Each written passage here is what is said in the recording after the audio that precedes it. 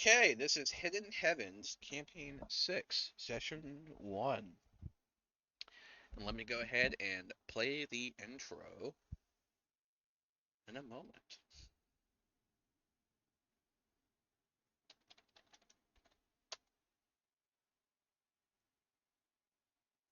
Everything goes white, but the stars lingering in the fog of your vision go dark, a contrast of shock and disbelief. It's over. It's finally over. It is that time again, it seems. Funny how, in the end, none of it seemed to really matter. All the warnings, the enduring pain, the fractured friendships, losses and gains, and even the very bending of reality that seems to occur around you, chance warping events in an ever escalating spiral of unusual odds attempting to surmount an inescapable fate. None of it mattered. None of it. None of it ever will matter. So, yes, funny. Funny is the right word. In the moment, all those experiences, those incidents that seemed so cosmically important, but their actual impact, micro at scale, makes it all seem so meaningless. Looking back and down upon the ever cascading events that you believed to be your life and future, you find that they were nothing. Oh, it seemed so dramatic, terrifying even. Whether your death came at the hand of the headsman's axe, the spike of magic splitting your throat, or you evaporating into a burst of white light, the difference is little. The result is the same. Blood in the snow was all that remained. Where others expected to find a corpse, they found nothing. Just blood, lingering around the muddy snow where you fell. The pain is numb. Whether that is from the chill of winter or the peace among the afterlife, one can hardly say. It's hard to remember exactly what happened. Must have succeeded in some way, right? After all, the world is still here. Or is it? You open your eyes for what seems like the first time in forever and truly see. A hallway of dark, polished stone. This building, where it is illuminated quite well through various holes in the wall. There are windows and doors in this place, but no sense of direction. When you walk forward, you feel like you are just going in circles. Your form moves without fatigue. The telltale knot of muscles from hard travel and the tinge of long-suppressed stress you couldn't even notice is gone. It is as if when you were walking around, there was a massive invisible boulder on your shoulders. But now the pain is gone. Now you walk freely for the first time. As you step forward and look into a mirror, you see something that should be impossible. Your eyes, your face, even your very shape. It is alien. It's unfamiliar. It is as if gazing into the reflective eyes of a total stranger. It has been some time since you've seen your true self, my old friend, comes an echoing voice down the hall. Confusion, unawareness. It is to be expected. After all, we've been through this quite a few times. You proceed down the hall, carefully investigating the interruption. Before you reach the room at the end of a hall, you notice that some of these mirrors contain peculiar scenes, though looking through them makes even a moment feel like a lifetime. You blink and the images of your birth, your life, and your bitter death flicker through you once more. Not every you, but one of many. The happiness from finding your soulmate, anger when they were taken from you, vengeance, sweet vengeance, when you destroyed the entire city of the mongrels that took from you what you loved, and the shock at the betrayal which ended your life at the hands of would-be heroes. Rage and fire at the dying of embers and a promise to sacred flame. All in the flicker of an infinitesimal moment. Then you were back to yourself. Not unusual, but empty. Devoid of purpose or drive, like an unfilled vessel. Some lives were more complicated than others, the voice calls again. You recover with a sharp intake of breath and try to forget the sensation of steel plunged into you, sharp and hard. Surprisingly, not painful, just quiet. The whole world quiet. Very few like to remember dying. It is understandable, but it is key sometimes. Come, no time to reminisce, unfortunately.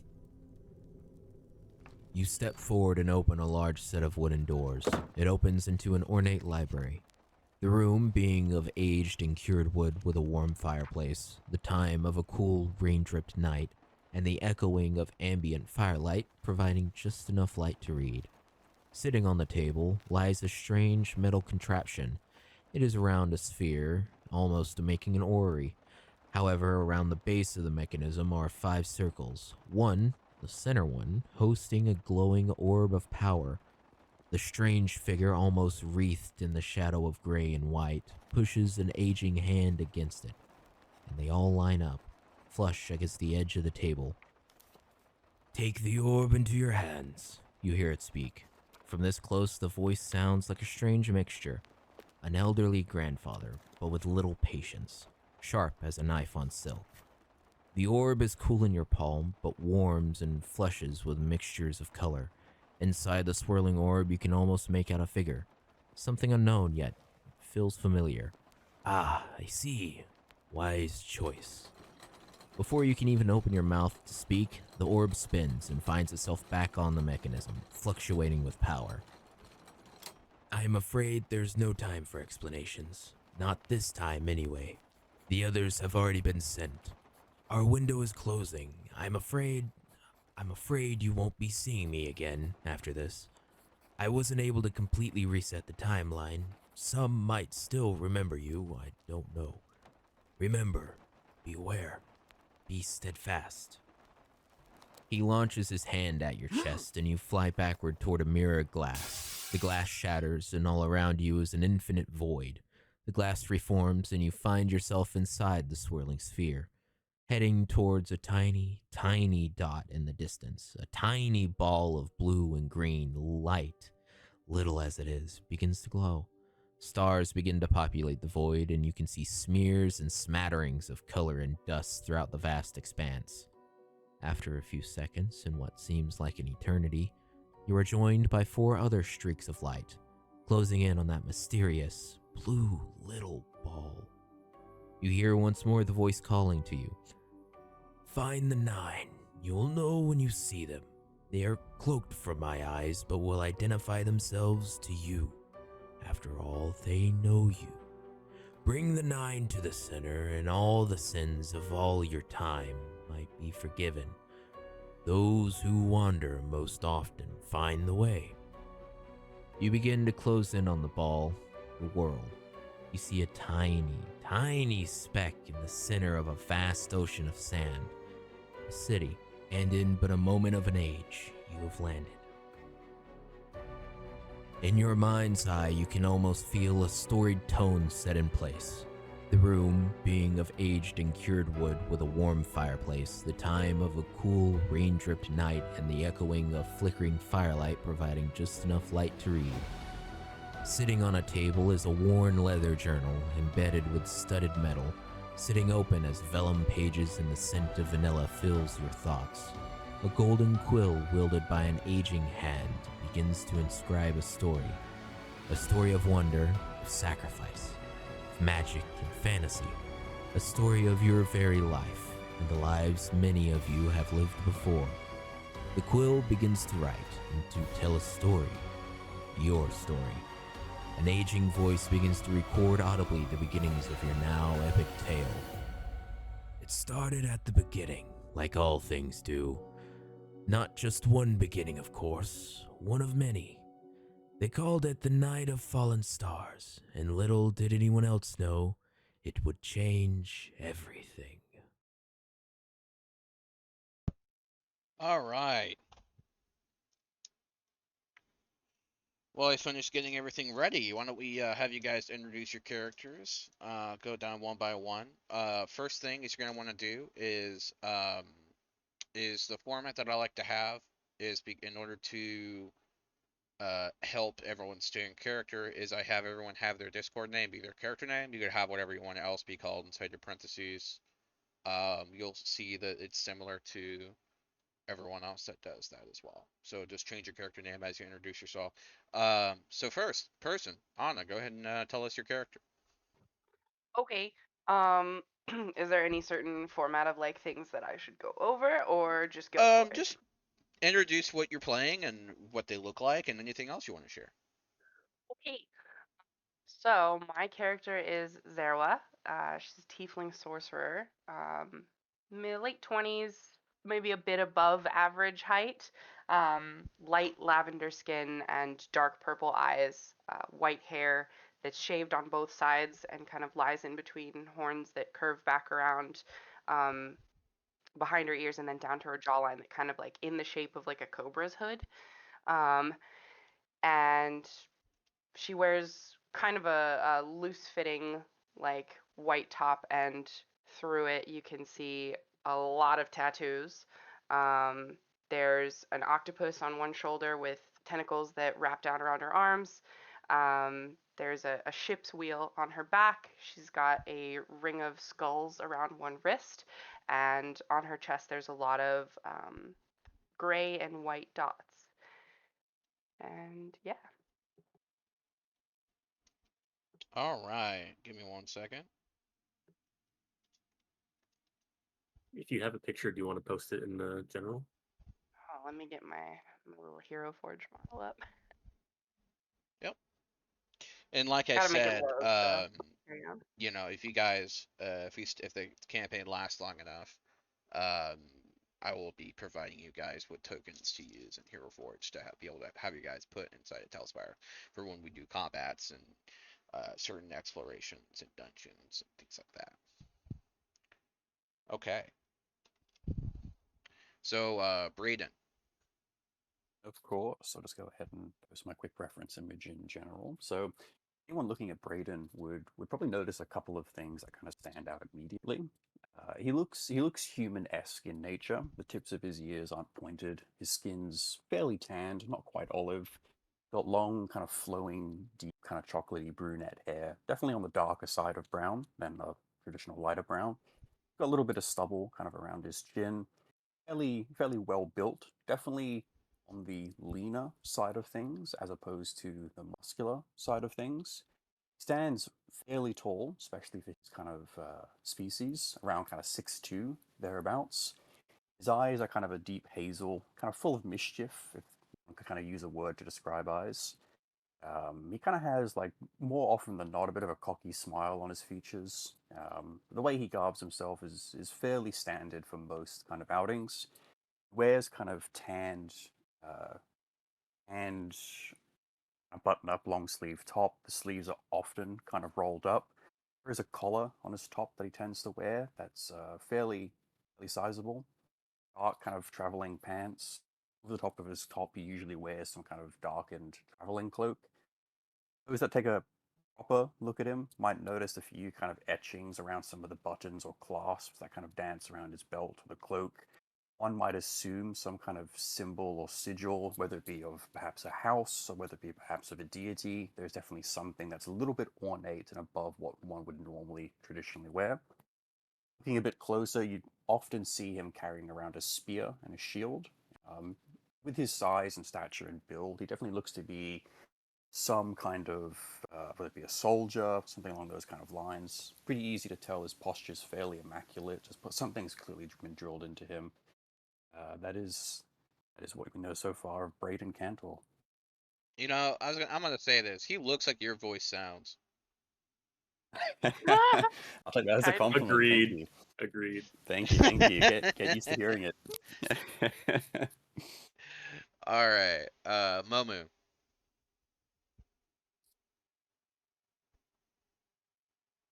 Didn't realize I was muted there.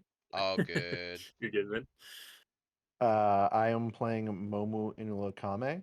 He is a really big, like let's call him 6'4", um, just kind of broad-shouldered, big-bodied, um, Kalishtar man. And when you look at him, you can like if you look at his face straight on, you can kind of tell that this man spends a lot of his time smiling. His whole face kind of gives off this jovial expression of someone who's seen a lot but has spent most of it smiling. Like the crease lines where his smile goes are well worn. Outside of that, um you know Momu gets confused quite often with, let's call it, a wall. uh as he goes as a character, he's not, let's call it, prone to violence, but due to the stature and size of his person, he spends a lot of time not brawling per se, but ending arguments.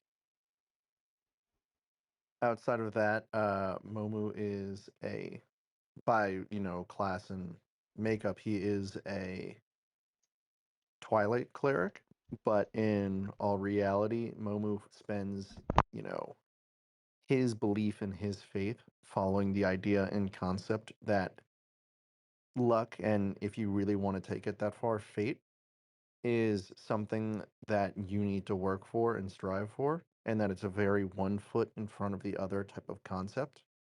And so that, with his smile and with his, let's call it, unwavering positivity, he tries to bring that ideology to life. It's really And cool. yeah, that's Momu. He's a really happy-go-lucky big boy. And when we get to character voices eventually, I will drop an octave or two. But that is a lot on my vocal cords, so we won't be doing that yet. Fair enough. All right. Last but certainly not least, Noah Dufresne. All right, I will be playing Noah DeFerrin. Okay, He's a well, I like mine yeah, a better. little Go fair ahead. enough, fair enough. You're the DM, you get to overrule. He is a noticeably young half-elf man. You can tell he's probably just approaching or just at the age of half-elven adulthood. He's relatively tall, kind of like just slightly above average at around 5'11", with a lithe build. His hair is dark brown and on the shorter side, um, with a tint of red that sometimes shines through in the right light. He has gentle but piercing eyes of vibrant amber with speckles of green in the to give it kind of a hazel look. He is plainly dressed, noticeably commoner clothes with a what looks to be a homemade but well used and well worn cloak around his shoulders. Everything kind of on his person doesn't really stand out to be valuable or of specific note, except for a little disc attached to a leather cord around his neck that ever so slightly shifts in color. That's All it. right. It's now the intro happens, and you guys are all falling as beams of light and towards this marble, and then you get closer and closer, and you start to gain speed, and you start to see there's terrain overlooking the terrain that you're about to land in is going to be a vast desert, huge. All right, would everyone like to roll me performance to see how gracefully you land? Okay. Just send to everyone in the game log? The way we roll, you could roll with your own Or dice. You could roll however you want, basically. You could roll a roll 20 if you want. I don't give a fuck. The only oh, rule sick. is that death saving throws have to be run publicly, usually through the Discord bot or through D&D Beyond, where I can track it. Okay, I'm gonna use Or my satisfying math rocks, so let me yeah, set up my or tray. super duper important lore rolls. But I did not bring satisfying math rocks, and I am so disappointed that I don't have them at the No. moment. if it makes you feel better, literally have a treasure chest full of dice. Yeah, but it's the feeling and the sound and the whole thing.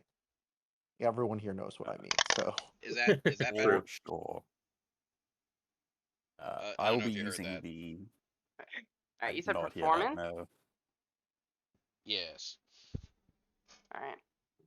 14. 19. 22. You got a 2? this is 22. performance. This is performance, right? Yes. Correct. Oh, 1. Oh oh no. no. Oh Oh no. no. So someone was talking about if you fall at level 1, Well, You're about to roll Unlucky. find for your out. character. I think this is Okay. larger than a 10-foot drop. Yeah.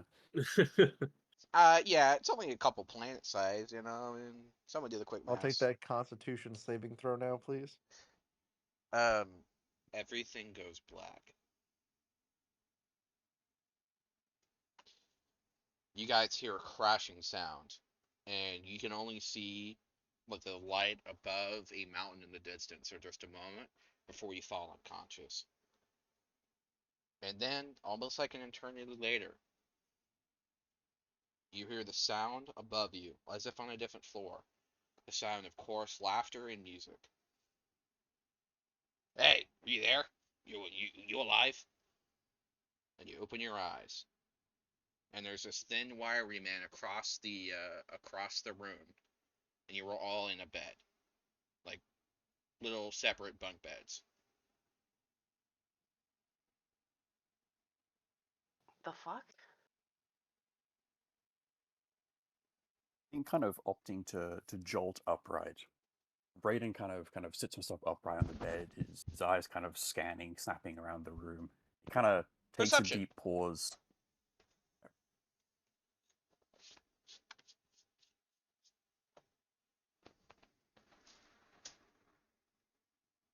21. What did you get? 21? 21. Yep. Behind him, there is a donkey laying on the ground. It is Right. currently trying to lick and nibble at an apple. Okay, I think my next question was going to be, is it alive? Yes. It also has a wrapped up, it also has like a wrapped up foot, like bandaged. Is it carrying capacity? Well, I don't know if Mo was actually technically up yet, but is it a carrying capacity donkey or is it just kind of chilling? It Like, is does a it have carrying bags donkey, but it's attached? a plump one. Ah ha ha. You guys broke my ass. Braden Broke kind of yours. looks at the donkey. Sorry, go on.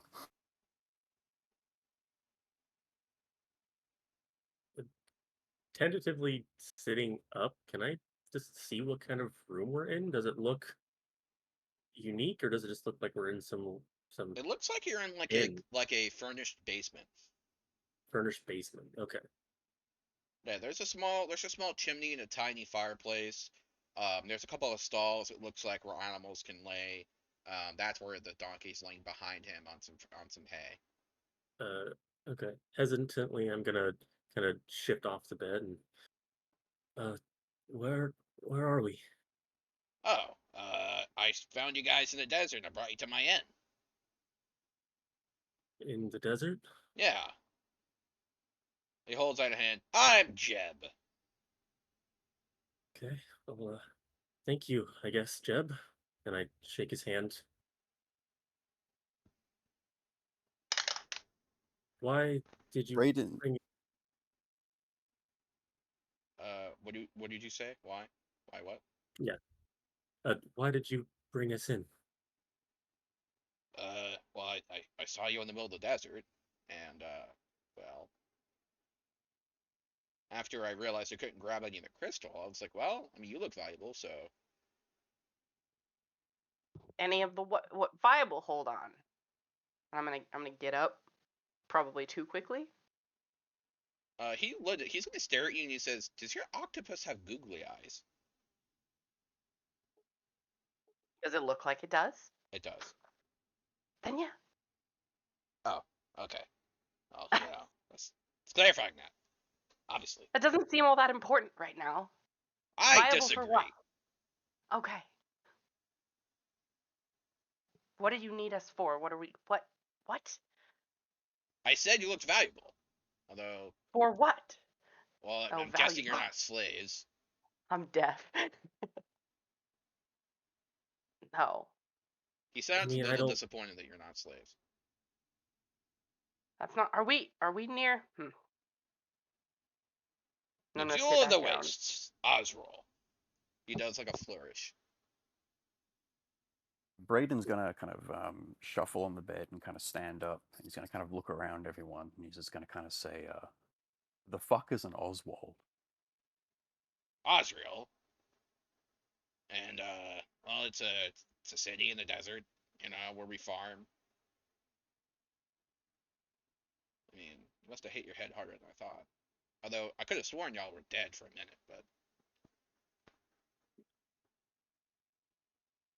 I mean, Yeah, I put it like this. I don't feel particularly valuable at the moment.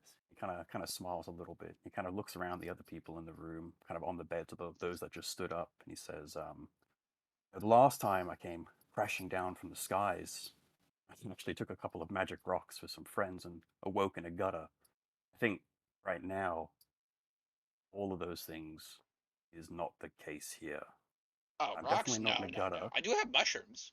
I don't know if you partake, but did. Did Uh, you find all of us together? yeah, big pile, huge amount of crystal. Looks shiny and valuable, but I couldn't get it to break. Then the water Does came it? in, and well, I don't know. I kind of decided to get you out of there. I would have, look, there are a lot of questions if I let people drown, so, especially in the desert.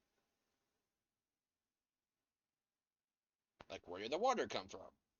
A lot of it, And I don't tend to want to answer. did you leave that crystal behind, or did you carry it with you? I told you I couldn't break it. But could you like bring it back? No, it's huge. It's a crater of crystal. How the hell am I going to bring a crater back?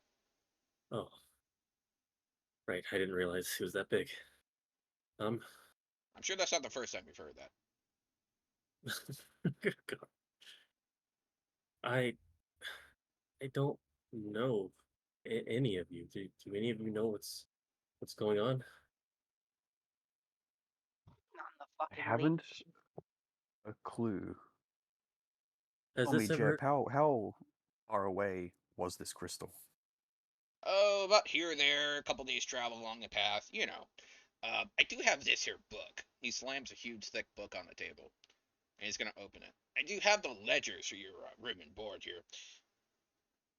I had to throw out your meals. Sorry. What does it say? It basically says that you've been unconscious here for about 2 weeks. He is trying to charge you for sleeping in his basement. 2 weeks. We we've been out for 2 weeks. I'm Well, gonna look around. Do any of these people look the worse for wear, like they've been injured badly enough to be unconscious for weeks, or do they just no. look normal? Roll insight. All right. 6. You smell something fishy, but you don't know what it is. Noah, Great. insight. Everyone else, insight. Insight. 19. You get the Uh, feeling that he's been padding that book. dirty 20. He's definitely been 10 padding for that book. Britain. And at this point in time, you'll hear one of the beds basically nearly fall apart as Momu goes from being horizontal to basically a 90-degree angle against the floor It in breaks, half a second. and he It break. cries. I was gonna say it break. He It says, that breaks. was imported. Let me see your book, please. I would like to take a look at the He charges you he have uh against us. he allows you to look at it. Looking through it, can I tell that this has been maybe not doctored, but over exaggerated? No. Everything looks on the up and up, except that you don't get the feeling you were staying here this long. But you don't have any proof. What is the average stay time on there? He has put you Actually, all no, wait, down as better 14 question. days. However, his Better story, question. hold on. However, his story doesn't match up because he said that he brought you there after a couple day travel. And Yeah, that was going so, to be my next yeah, question was okay. how long ago did it say that he came back? He's clearly doctored the amount of time that you guys have stayed out here. Okay. Good sir, I don't wish to question your integrity, but Good, then it don't. doesn't seem to be that we've been here for more than 2 weeks at this point in time. I would hesitate to say I think we've been less than 7 days. Well, I mean, time is relative and all that. Um, Tell you what. No. Time is for the most part strictly linear. Oh, here, no, it's definitely relative. Um, tell you what. I'll what kind of deal? I need a favor done. You do that, and I'll give you room and board for a month, and plus, we'll call this even. Depends. What's the favor? All you have to do is bring something to a little somebody. Well, sorry, no, that's wrong. Bring a little something to somebody. Can't Hmm. give us more details than that. Uh, What's the something and who is the somebody? it's a guy I know. Sorry, I lost. Look, basically, I played poker, I lost, and now I owe him something. That's an awfully shady favor to ask to people who didn't agree to take on a debt. Well, he looks at you. You're smarter than you look. Anyway, it's just a bottle. See, it's empty. He pulls out a stopper, and it's like a little thin, like vial almost, except it has a little fat bottom at the bottom, and on the top is like a little rune stopper for freshness. Just don't open it. It's empty. He like weighs it about, but don't open it, okay? And what would happen Braden, to us if we opened it? I would like it'd be a waste of money considering look at this. It's the mark of like seals. Nothing's in there. It's like sterilized, whatever that word is here. Mhm. I'd have to get another one, and these are kind of expensive. and if we've all been ridden to these beds for a couple of days or 2 weeks or whatever abstract number you want to pull from the sky, like us, I guess, uh, why would you be giving this to us? Are we fit for travel?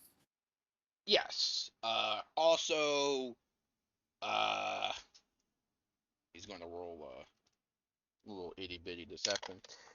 He's going to say what to do. Well, clearly, you look a bit more durable than the last group. But no worries. But my It's friend it's fine. here, I offer life insurance. What do you mean by the last group? Uh, Has this happened before? yes. With the crystal and everything too, Oh or no, no, no. Just a couple oh, idiots from the end who owe me money. Truth be gotcha. told, I don't think they died. I think they just left and didn't pay their bill. Understandable, all things considered. No, not understandable. Also, you broke my ass. He points to the donkey.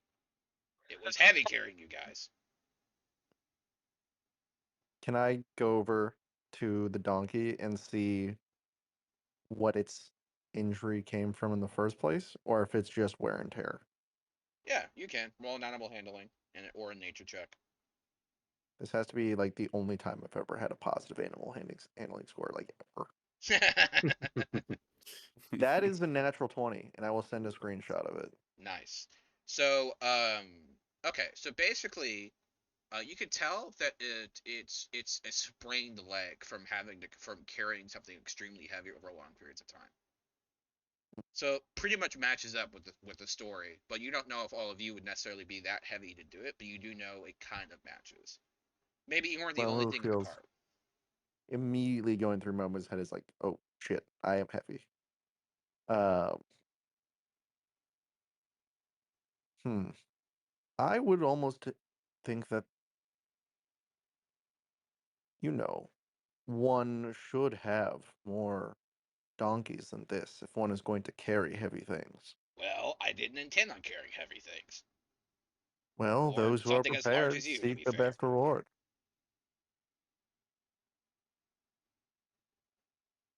Do you mind me asking, what were you doing out there?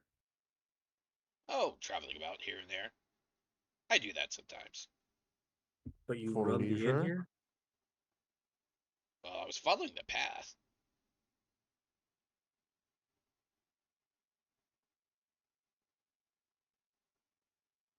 About this point, I'm gonna start moving toward the door and turn him and just be like, Listen, Jeb, I appreciate your hospitality. I doubt you do. Insightful, I suppose. But listen, I didn't ask you to carry me. I didn't ask you to give me a place to stay. I didn't ask to owe you money. You should probably get your favor from somebody who did. Fair enough, fine. How about room and board and I'll throw you some of the gold that I saved from the life insurance policy? The other life insurance policy, not the one you might get, but Life insurance, the concept. We're really near Osrill. you're in the Sand District, yes.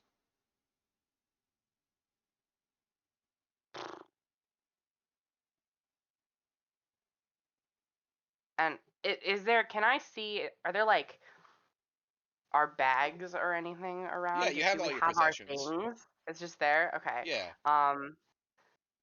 I definitely do not have any money on me. But I guess I'm gonna need some if I'm gonna get back out of here. I find it weird that when you need money from us, you didn't just take our possessions. I Just, wouldn't do something like that. What do you think I am, chaotic? well, it just makes me think that whatever you want us to do is that much more important to you. He squints. Yes. So, Just, I don't know, makes me uneasy, I guess. So you're a debtor. You're maybe a slaver. I am Seems. not a slaver. I've only ever owned one guy, and that was by accident. How does one own one by accident? I didn't know he was a slave. And to be honest, I didn't And know he so had you made me problems in purchased the first him week. thinking that that was what? Yeah. He had made me problems. He was a cook. So not a slaver, but you'll Well, it's not sell my. us if I we're realized valuable. after 2 weeks he You, wanted to do an interview every day. So I don't realize he just had memory problems, and I figured, well, what's the harm? it sounds as if you're an opportunist, not a slaver or anything evil, just What can I one who say? I will, like opportunities. just That's the because first you thing have you an said I can opportunity doesn't mean respect. you should. So you know that pose from that meme and Charlie in the Chocolate Factory. He takes that one. He says, "Oh, really?" Uh, In response to who? You're saying that you're like just because you have an opportunity, doesn't mean you should take it. So he kind of just like leans on his side against the wall and says, "Yeah, I guess." He takes a carrot out of his pocket and starts to bite it. Well, you never know when that opportunity will lead you down the wrong path. Hmm, fair enough. Counterpoint. Uh, I'm already stuck with her. He points upstairs, so it can't get much worse.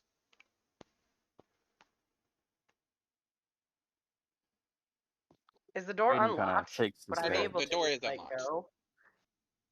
I'm Well, just you gonna may go be stuck with upstairs. her, but you're not stuck with me. And I'll follow her up the stairs. Very well. I'll give you a tour.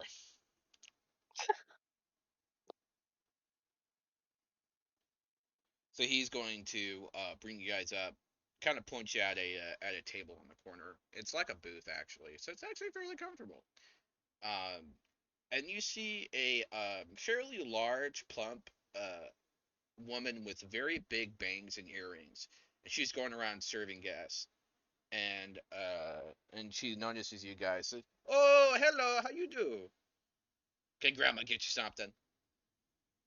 Hello. Depends. What do you have? I have a little bit of everything. I got pastries, I got beer, I got brews, I got a little bit of everything.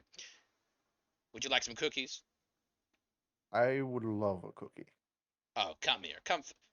You. She looks at you and says, "You're my favorite. Come here."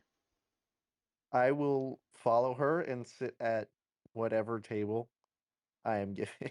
She's gonna Whatever point. chair table. She's gonna have you sit in a chair inside the kitchen. She's gonna give you a plate of cookies. Freaking excellent. Momu is starving and will absolutely go to town on those cookies. They are chocolate chip and raisin bran. Doesn't matter. Um, You could have said they were like flaxseed, and we'd be fine. she's gonna notice Jeb and immediately grab her broom. I told you to clean downstairs. She starts to smack swat at him with a broom. I would like some food too, but I don't have any money to give you. She stops mid-swat food. She looks closer. You like cookies? I wouldn't say no. She's gonna direct all of you to a table in the corner where she's gonna deliver some additional cookies. And she just what she does for Momo is she just like picks up the plate, puts it in your hands, and kind of directs you towards it while you just eat cookies on the way. I mean, Nice. are you sure we're already in debt to Jeb? I don't have money You're to No, pay you. don't and you What's worry. what? We'll adding some pay. more? No, we'll pay for the food that we have. She stops mid swat and glares at Jeb. You said what? And he says, well, I mean, they slept here, and they were unconscious, and she starts to swat him some more. See, this is why I do not trust opportunists. I'm just gonna I don't know laugh and about that. smile at Grandma and take a cookie. Now that I I've don't seen mind a this, little bit I'm of gonna eat his food. opportunity. I think Braden's gonna just reach for a cookie, then kind of look towards the two kind of scuffling, and I think he's just gonna kind of call out, hoping to get a straight answer from you. How long were we down there for? Was it 2 weeks? Oh no, only a couple of days. But to be fair, you Hmm. came in relatively injured, but it's fine. I healed you up pretty good. That's what cookies are for. We were injured. A little bit Could you here and there, tell, scruffing the dust. like, natural injuries or what? Well, no. Some of you had a variety of different injuries. I don't know why. Um, one of you had a bunch of arrows cut in your leg, a stab in your leg, like something really sharp got you there. Another one had looked like he fell from someplace. But well, we got you healed up pretty good. You're alive somehow. Oh, thank you. First Momo thing will I've look heard, I up. believe. Go ahead. Nope, that was all. Oh, Momo will look up in between mouthfuls of cookies and go, "These cookies are phenomenal. Thank you Oh, so thank you, much." dear. Now, did Jim tell you I need help getting a friend back? You mentioned No, needing something. he only mentioned paying off one of his debts. She gets a bigger broom. Now, I told you, woman. Hey, stop with that. Stop. Hey, out, fucking stop. Get out of here. Go serve drinks or something. Okay. Sorry about that, darlings. Now, look. Truth be told, I do need something delivered, but honestly, it's not really to pay debt. It's to get a friend back who's trapped. Trapped. I'm not gonna lie to you. It's a little dangerous, but I think you can handle it. After What do all, you? a fall off the cliff couldn't kill one of you. Momo Yeah, just shrugs. but what do you mean by trapped? It's difficult to explain. My hands are bound, quite literally. She holds up both hands, and you see like an ethereal gold chain, almost like string, around her arms.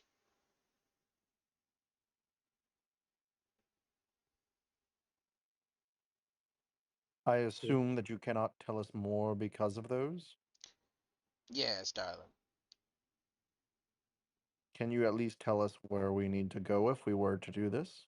Absolutely. I could give you a little something here or there that could get you where you need to go.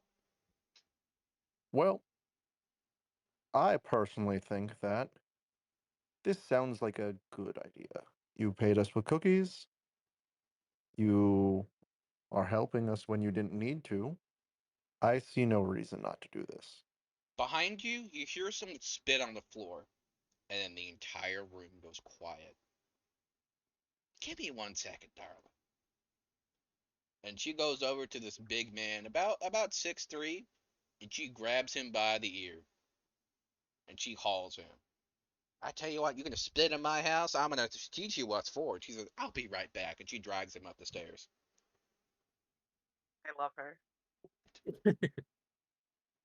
After a couple of When she minutes, leaves, you hear a thump and a bump like a cartoon sound. You hear a crash. He falls outside from the second story window. Oof.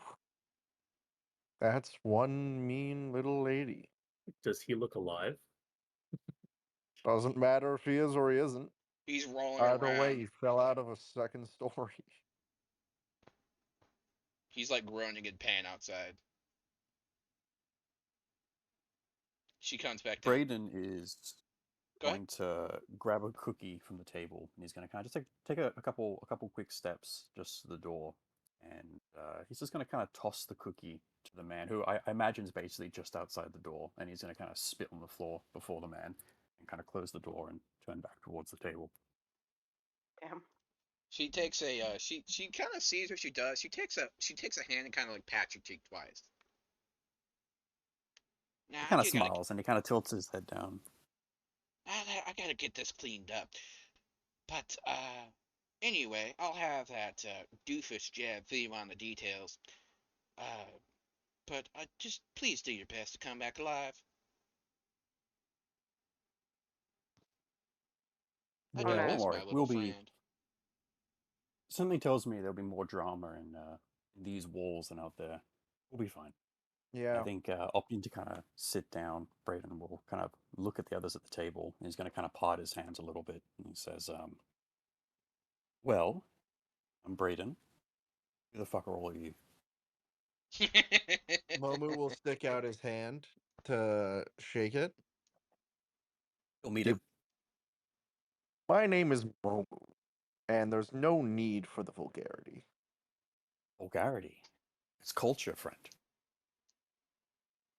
Your culture is not my culture. And again, there's no need to swear when one can use polite words. I think the second a man is thrown from a second-story building, polite words are out of the equation. Hmm. One would actually think that it'd be a case to be even more polite with their host. Irma, I think we're going to get along perfectly. He kind of smiles at him. And Momo's been smiling the whole time, so, and eating cookies. I mean, if you're eating cookies and not smiling, what's wrong with you? Exactly. Depends on the quality of the cookie. No, Uh, that's not true. There are very few cookies that aren't good. so in the distance, as you guys are introducing one another, you see, we'll just say you guys have shared mostly kind of what you guys have explained in the previous little bit. Um, and you see her handing Jeb up a plate of muffins, a blueberry and variety of different kinds of muffins, and she pulling some towards her table.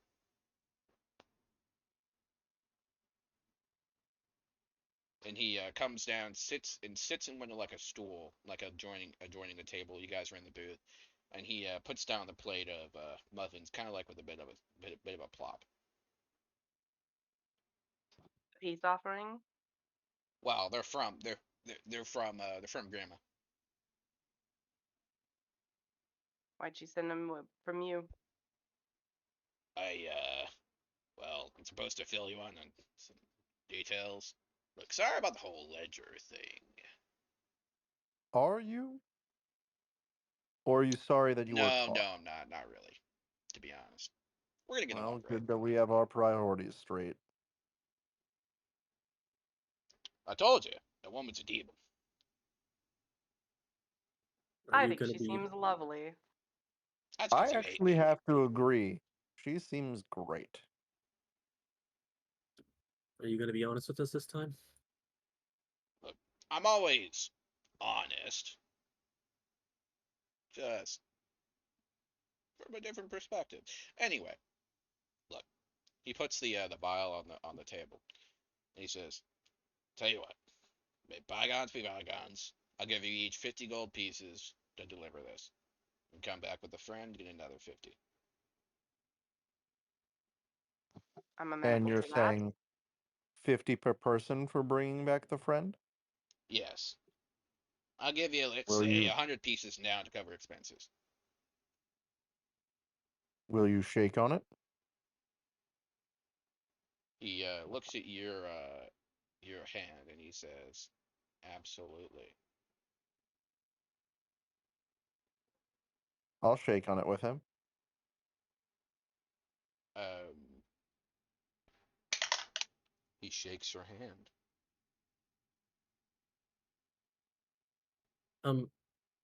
I know you said you'd pay us in gold, but is the free room and board still available with that as well? You said a month, right? I suppose it'll do. Besides, Okay. if I tried to kick you out, Grandma might kill me again. Okay. Thank you. Again. If she doesn't, I'm sure someone will. Yeah, no kidding.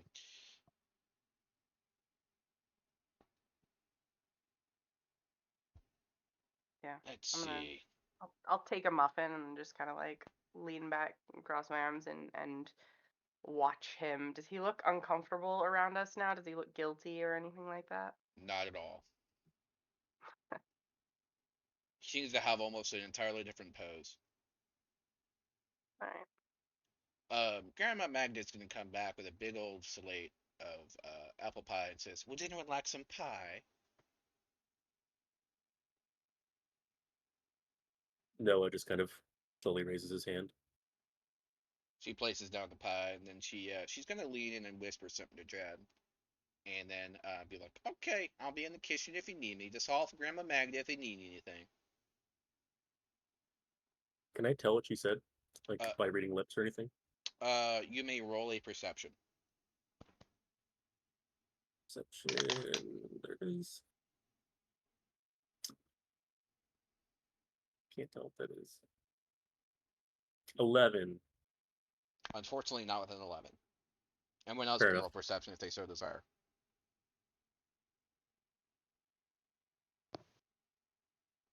I think Braden's too Sure. busy kind of looking at the room. He won't roll.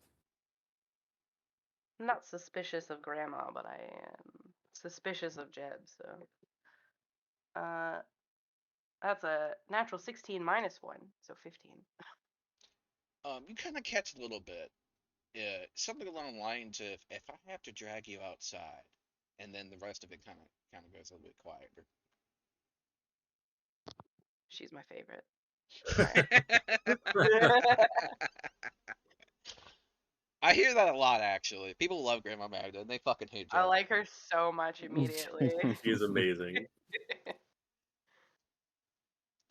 All right, so here's the skinny.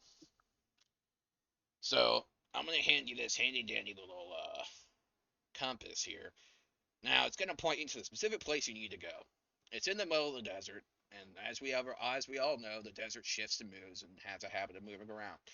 But at the moment, it's actually only about a day out of the city. So what we're gonna do is I'm gonna get you in. I've already booked a airship for you. You'll be going to the airship. You'll be riding the airship, and they'll drop you off where you need to go, and then it'll be only a slight walk from there to where you need to go. And then his compass, he pulls out a small wooden compass with like a sundial on the top. Will take you where you need to go. What should we be looking for once we get there? I think it'll be very distinctive. I wouldn't worry about that. Oh, okay. You mind going back a little bit? An airship. Yes, an airship. Well, You. you don't think you'd try to travel by foot, do you? I didn't think you were crazy. Well, you're What not is an crazy, are you? airship? Because if you are, we could talk again about that life insurance thing. I'm pretty sane, at least for the moment. But what's an airship? When you mean You've what's never been on an airship before? No, I prefer the ground. Braden well, looks really kind of confused, like looking to the other Have you ever people. been on a boat? A couple of times. Well, imagine that boat was in the air and you don't have the seasickness part. It's honestly the best of both worlds. yeah, it's What also about pretty air much the only sickness? safe way to travel at all whatsoever. Right. Okay. I'll just keep my mouth shut, I guess. Yeah. It looks really like genuinely quite kind of confused. Oh no. And when you Can need to get back, just follow the pilgrim's path. It'll be pretty obvious. um can I grab the compass and look close at it and see? Because if it points to a specific place rather than a normal compass, does it look like mine? It Does is it look it, like it functions the it same as looks like mine? it might be its twin. Hmm. Does it feel normal if I hold it in my hand? It does feel normal. However, Jeb's gonna say, "Hold on a second. It doesn't work until I do this." He pricks his finger, and a single a single drop of blood goes on the compass. The kind of point that points up like a like the like the sundial comes down, and then kind of like then lifts up a little bit, and now starts to twist and move around until it starts to point to a specific spot. Does it feel the same? Does it heat up at all? Does it? It does not heat up at all. It's actually a little Okay. cold. Hmm.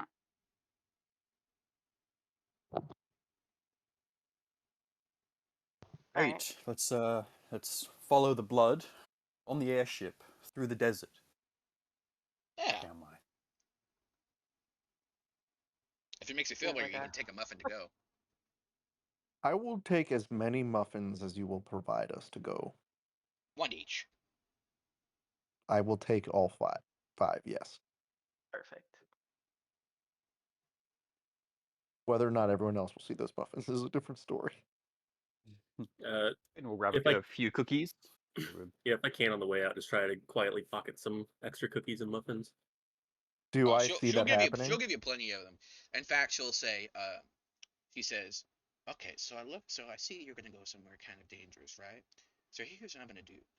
I'm gonna give you something extra special, and give me a second while I roll it."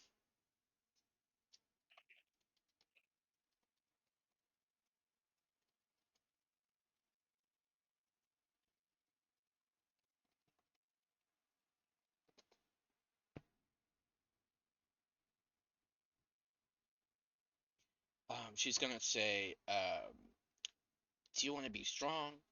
Do you want to be silent? Or do you want to be smart?" Do you want to be strong? Do you want to be silent? Or do you want to be smart? Well, you can almost always prevent being strong or being silent by being smart. So my vote is for smart. Sound logic. I think I like you. Well, thank you. I like me too. Okay. Maybe if So I'm smarter, I can wrap my head around this airship thing. what she's gonna Oh, do is she's gonna bring you a specific muffin. It has blue frosting on it. that looks absolutely delectable. What? Hold on, don't eat it yet. All.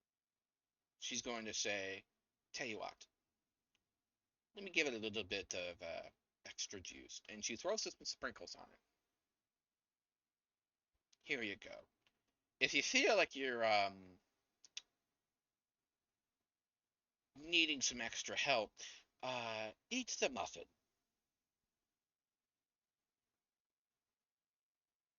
All right. Would anyone like to roll me an Arcana to see what this muffin is? I Uh, will. sure. Can I roll like not Arcana to try and figure out what the muffin is? You'll Like have to justify it to whatever. me. Momu likes food a lot and has consumed a lot of different things. Is there some way from? Have you consumed magical food? Yeah, I'd say Momu's consumed some magical food here and there to greatly varying effects.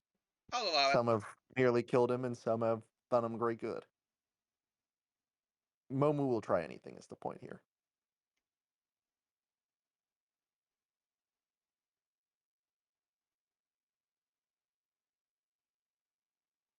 Okay, what did you guys get for Arcana? Or what your roll was, Momo? I was going to just roll nature. Okay, that's fine.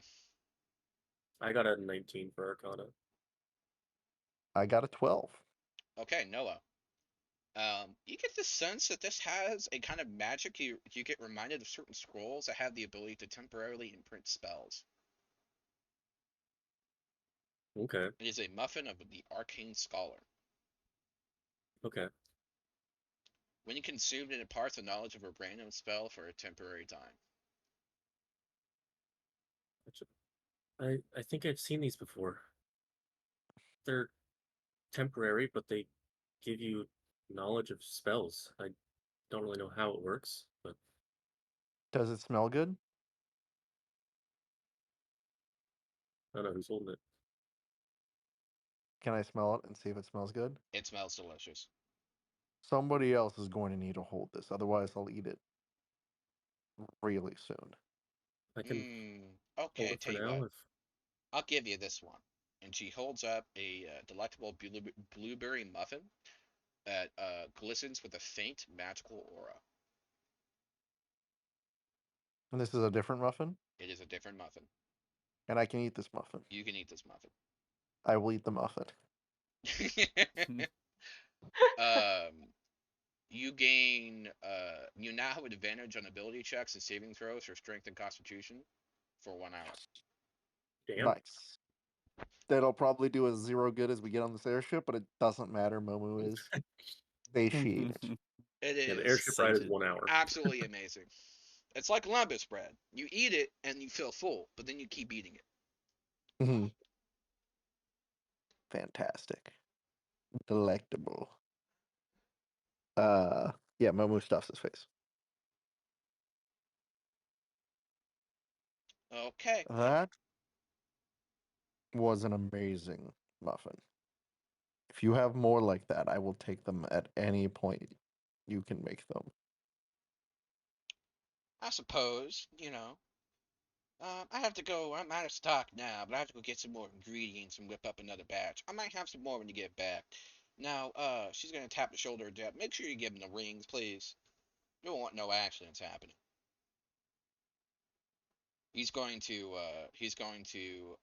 kind of like grunt and pull out a small bag, almost like a coin purse, but instead it's not wrapped. And he kind of pulls out what appears to be 5 brass rings.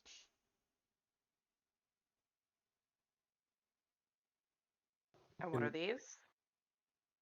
These are rings of levitation. Basically, look, most people have something better that they use if they ride in airships all the time. The reason being is if turbulence happens and you fall off an airship, guess what? You're not swimming in the ocean, you're falling to your death. So these little beauties kind of stop that. Crafted by gnomes, I'm pretty sure. Or small children, one of the two. None of them have That beards, so it's kind of works hard to for tell them me. apart. Surprisingly sensible. Uh, you had mentioned gold as well. Yeah, it's 50 gold pieces for each year on delivery, and 100 gold up front for expenses. 100 each. Total should be enough. Total. Get you any supplies you need. Hmm. Suppose it's something. In my years, I've collected a lot of strange, weird, foul memories at taverns, but I think this, whatever this is, and he kind of taps towards the rings and like the leftovers of the muffins, this is the strangest place I think I've ever been. And that, by all means, is a good sign. A It's good certainly a sign. sign. I have a No, you must question. take. Oh, sorry. Please. Did I interrupt? No, please, go ahead. I just had a question about the value of gold in your world. Like, is 400 like a fortune, or is that like It basically the 40, way it right? works is basically there's no silver and copper. It's all gold. So okay? the value and the price of everything is up by 10 essentially is how it works. Okay, So like 50 so it's like gold is him giving you like 5 gold pieces. 100 gold is him giving you like 10 gold pieces for expenses. It's not okay, that so much, but it's enough to get you pretty much anything you would need in the short term. it's like $400 kind of. Yeah. Okay. Wait, was it 400 or was it 100? Am I He's No, he's we giving got you 100 to start. 100 now and then Yeah. 50 each later, Yeah. right? I However, thought it was 100 each to be later. perfectly clear, the 100 isn't. You will be aware of this. The 100 isn't going to be deducted for when he owes you later. So Okay. Yeah, he's the basically 100 offering later you is 500 also gold conditional. pieces split between all of you in order to do it, plus 100 for now. Yeah. Okay. And there are different like denominations of gold coin, but we're just doing it for. So for RP wise, if you guys want to like say you get out like 25 gold piece coin, whatever you want to do, that's fine. But gameplay wise, it's just designed to simplify everything, um, and whatnot. Makes sense. Thank you. Yeah, I get you. Um, suppose it's a start. So he says, Well, there's I no better way to start than to head out the door. "Yep, it's just about reaching first light. You should be able to get through the Emerald Sand Gate in no time. There's going to be a blimp station there in just under an hour, so you have until then to get there. It's only about a 20-minute walk. He's going to give you instructions on how to get there. good. Great. Easy as that. Well, we'll be back before you know it. Excellent, excellent. Um, okay, so you guys leave the inn. The man with a broken arm is currently from the man who got thrown outside from spinning is currently leaning against the opposite wall of the gate, kind of just like trying to nurse his wounds. And yeah, I'm just gonna Adrian's shrug just at gonna give him. him a apologetic shrug, and yeah, just walk on by. Yeah. yeah. I mean, spin on the floor, Grandma Magda. What are you gonna do? Should have known better, right? Exactly. Would you believe I had a player do that once? My God. Yeah, yeah.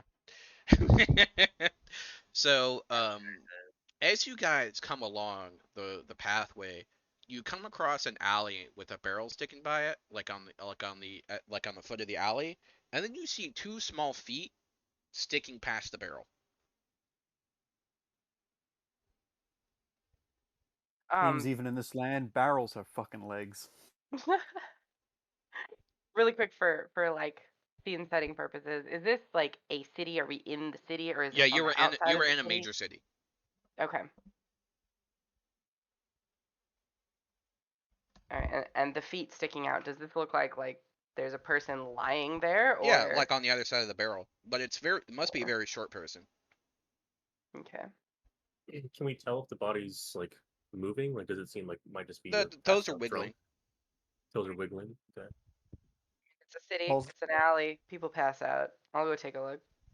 oh yeah, once we leave the bar also, Uh-huh. or the inn, whatever word we're using here, Momu will pull out a coin from his pocket of gold nature. Say, I actually would have done all of this for free. Helping someone is in itself a reward. And flip the coin. Okay, hold on 1 second.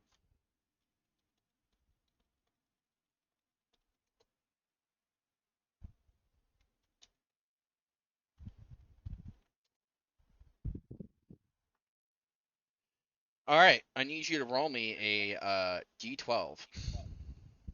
All right, just like a standard roll, nothing with it. Correct, just a d12. Oh god, which one is it? Oh, here we go. To everyone, roll please. It is an 11, whatever that means. Okay, the coin changes shape to show a strange goblin on its main face. In the sentence, the powers that be on the opposite side in Draconic. You understand that this coin's reading does not impact the world, but you can force another entity to believe that is the case, and then flip the coin again. And you roll in the following table to determine the message: lucrative, brand appeal, indeterminate, or ruinous. Sorry, say it again. I I can will flip send this for to you. which. Okay.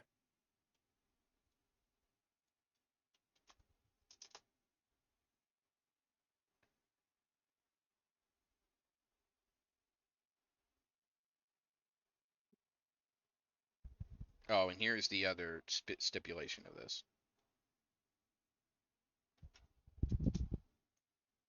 Okay, I will roll a d4.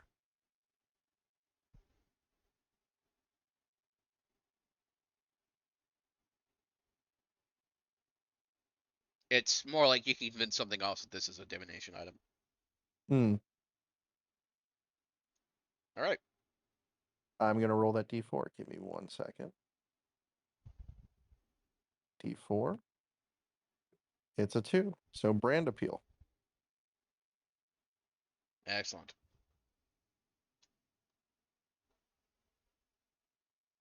All right. I'll save that for later then. Okay. So sorry, Zorilla, what were you saying? Good question. I don't know. I I think I was feel just that. gonna walk up and check out whoever's laying on the ground, just Ah, gotcha. brazenly. There is a little girl in like a dirty outfit, and there are at least 6 to 7 rats hanging around her, and she's currently feeding them cheese.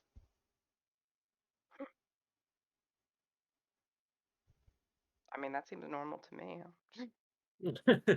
I think seeing this is probably going to bring a smile to Braden's face. This is probably the first normal thing he's seen in the city so far, and he's going to kind of gesture down to the rats, and he's going to kind of say, "Have you named them?" She looks up and roll perception, everyone. Perception. Okay. What time of day is it, by the way?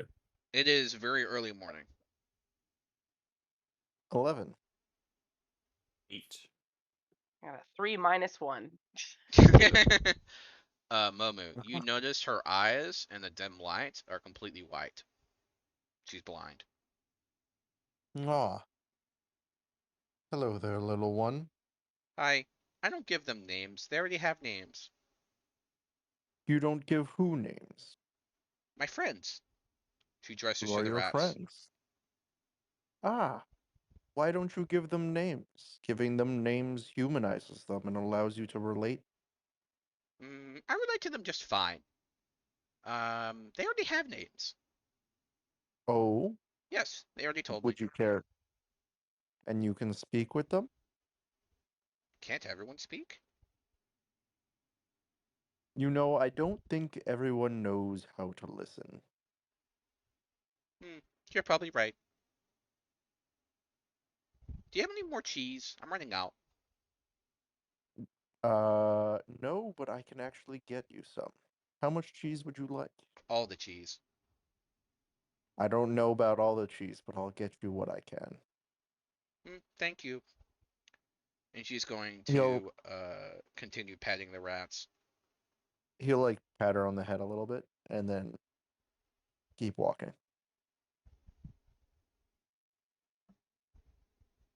As we'll start kind of taking a few steps ahead, Braden's going to kind of just lower himself down, just kind of put a hand out to the young one. I'm going to use a point of my lay on hands pool and just kind of like whisper something to them, um, and just going to kind of smile and tilt his head down, stand up, continue walking. Hold on 1 second.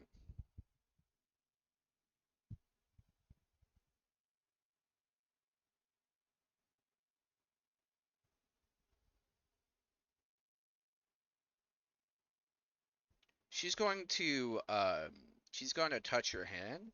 She's going to look up and tilt her head and going to ask, "Why do you have no faith?" Who is she asking? Braden looks. Oh, Brayden, got it. Braden looks at her straight away and snaps very quickly. The same reason you have no eyes, little one. Oh, Yeah. wait, did someone steal your faith? I think Braden's going to kind of look down and he's just going to kind of smile and he says, "We all have to grow up someday, right?" She looks up. You should beat up whoever stole your faith. I'm working on it. And Braden is just going to leave the conversation, catch up to the group. Okay. She pulls out her backpack and starts to go in it.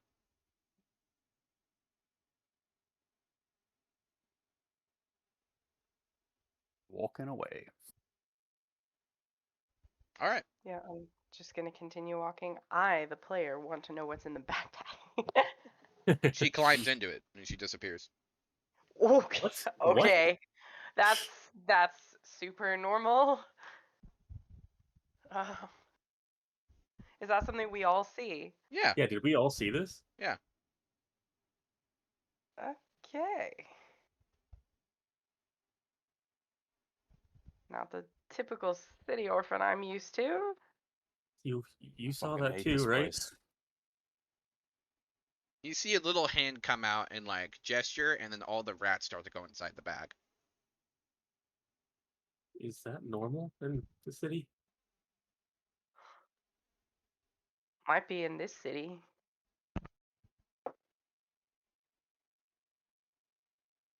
Well, some of you are Let's from keep here, going. or at least from this continent. That is definitely not. That is definitely not a normal response. I'm from the continent, but I've never been to the big cities, so I don't I don't know. Fair enough. Yeah, I'm from the continent, but I think the only thing I know about this city is that it's fucking awful from the people that I knew. So, Raiden doesn't know anything.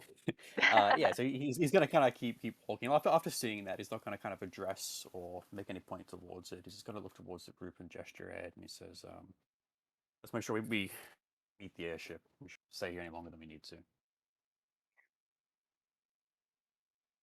I'll be good to get out of here as quickly as possible. All Yeah, I right. think we should get away from that girl.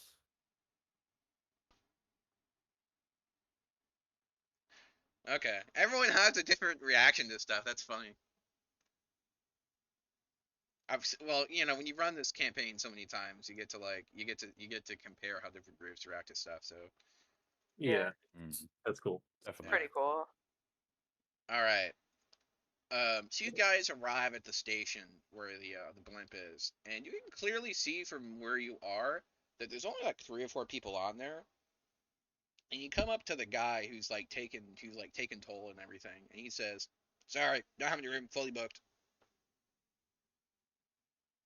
Told we were booked for us.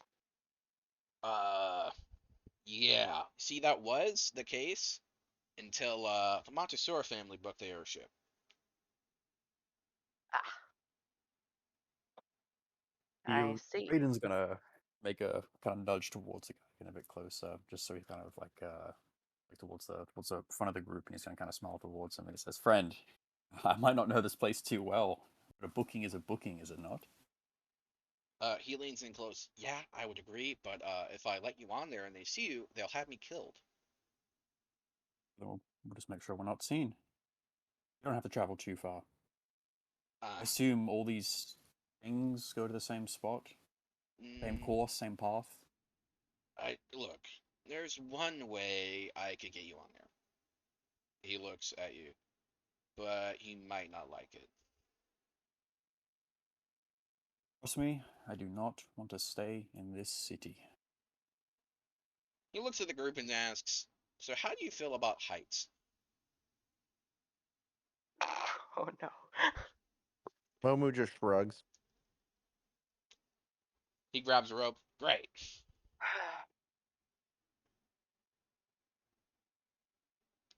So he gestures I, you to go to the bottom of the airship, and he's going to tie you to the airship. This is a joke, right? Yeah, I'm with you. This has to be a joke. If Uh, we have tickets, we have tickets. There's surely space on board. do you Or not at know who least the some Montesors other. are? They're an upper noble family. People like No, us, and they could have us killed very easily. Bold of you to think that we couldn't do the same ourselves. I'm gonna walk up to him and just stare him right in the face. Uh, what was sure. their There's like a dozen guards here, but I'm just talking to him. I'm just talking. you know, what was their family name again? Montesor. Raiden's gonna shout out a Montessor, and kind of peer up towards the ship. A high elf peeks his head over. May we have a few words? We have a No, booking on this ship. Hate the city. Braden kind of shakes his head. And he kind of peers over his shoulder towards the rest of the group, kind of eyebrow raised. What would I know about this family? Because I didn't grow up in a big city, so I wouldn't have interacted with them like directly, but I may have heard rumors through Um, travelers. the basically the noble families of Ozrol are Hmm. notoriously cruel towards the lesser classes. Okay. Most of them are elves. Okay. Cool. Like for example, if he's walking by and he thinks you got dirt on his boot, he is fully within his legal right, in his opinion, to beat the shit out of you. They're not nice people. Okay. I'm gonna run up to your shoulder and, hey, um, I know you want to get their attention, but I've heard some bad things about these people. Maybe not bother them. Braden kind of looks towards him and he's like kind of eyeing you up a little bit, like trying to kind of draws a deep breath and bites his lip and looks towards the other two in the party, almost kind of like looking for some kind of like confirmation or permission. You see he's kind of like biting his tongue at the moment.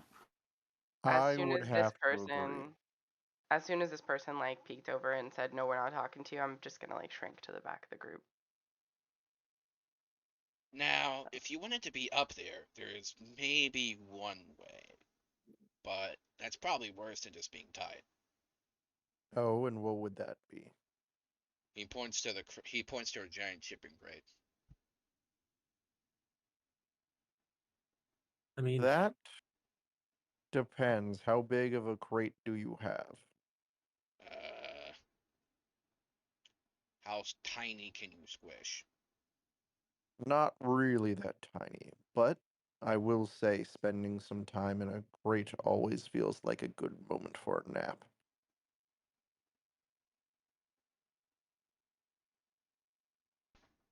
So uh, it's like a 5 foot by 5 foot space. Mm.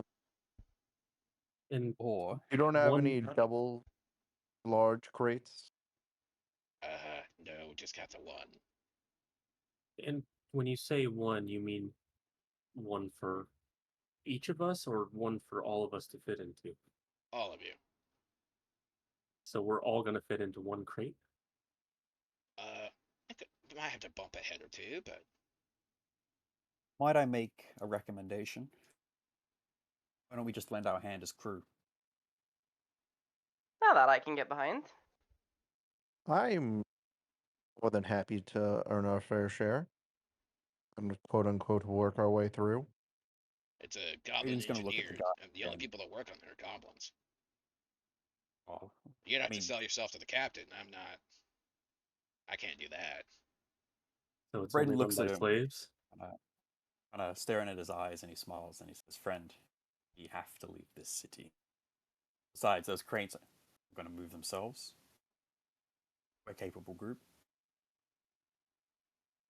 We have to help to get on this ship, and we're going to help. One way or another, we are getting on this ship."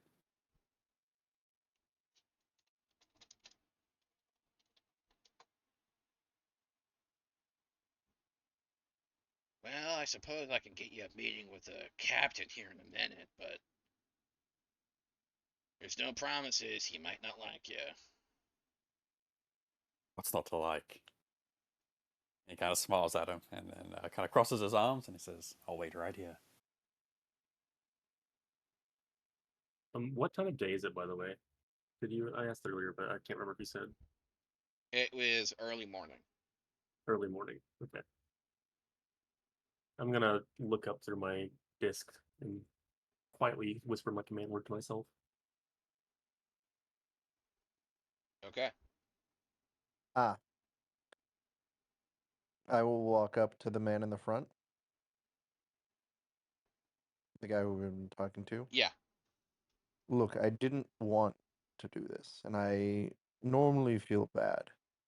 And I'll show him my coin with brand appeal, or the brand appeal version of the coin, Yeah.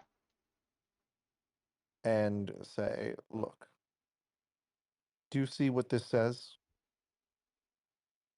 So the way that particular version of the coin works is that you make a statement and you basically convince someone to believe that that coin can tell the future. Then you flip the coin again. Oh, that's what that does. Okay, Yeah, got it, got it, yeah. got it, got it, got it, got That it, got sounds it. cool All as right, fuck. retract all of that.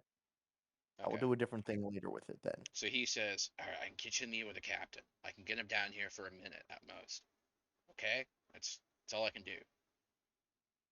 So he kind of goes up, takes the elevator that brings him up to the airship, and he talks to a man, looks like maybe a lizard folk, and he kind of gestures over, and then a familiar looking lizard man gets on the elevator and comes down. Is it familiar looking? Yes. Where do I recognize this face from? The lizard man takes a look at Zura and stops for a second. What are you Uh, doing here? do I know who this is immediately? Yes. Oh, I'm just so gonna break out into a big smile and walk straight toward him. is it only Zarua that recognizes him? Correct. Okay, okay, sorry. All right, all right. And he asks what I'm doing here. Yes. I don't fucking know what I'm doing here. What are you doing here? I finally got me a ship. Where the hell did you go? Oh, bless. I don't know where I went, but listen. You're exactly the person I wanted to see right now. By the way, he looks significantly older. Significantly. Significantly, like 20, at least 20 or 30 years. Oh. How long? Okay, how long to me has it been since I've seen him? It's been a while, but I mean, you saw him like basically almost before your death. Okay, so it's been, like, to my perception, like weeks or months, not Yep. 20, 30 years. Yep. He's gonna even Okay. ask, "I thought you were dead." I'm gonna just pause for a second and look at him, and to my mind, there hasn't been enough time for him to have gotten here, let alone have gotten here and gotten established on a ship. Does he look like he's like a slave, or does he look like he's in charge here? He's in charge. It's his ship. All right. I'm gonna kind of swallow down the confusion of it, and hope that it's not really showing on my face. And then I'm gonna turn around and I'm gonna point at the guy who told us that we can't get on, or who told us that he, sold our ship or our trip. Words are hard, guys. I feel you. And just be like, listen, I was told that we had our passage booked here, and then I was told suddenly we didn't. You're the new Groot from Jeb, huh? Apparently. Uh, Hmm. listen, I really don't know how I got here. Um, God, wait. I'm proud of you, okay? How can we get on here? Uh, you see, most of my crew are goblins. See, the thing about these nobles is, well, to be honest, they're kind of a pain in the ass. But I'll tell you what I can do is I can distract them for a little bit and get you below deck. Please, goodness, It please. won't be comfortable, but I've traveled in worse, you know that. okay. So he's going to get you all he's going to bring you guys all around to an opposite loading elevator for cargo. He's going to be like, okay, I need you guys to be very quiet when you get in here. All right, I Now, think we there can is going to manage that. be one slight catch for where you're going to go. Okay. If you're not up top, I can't justify stopping the airship.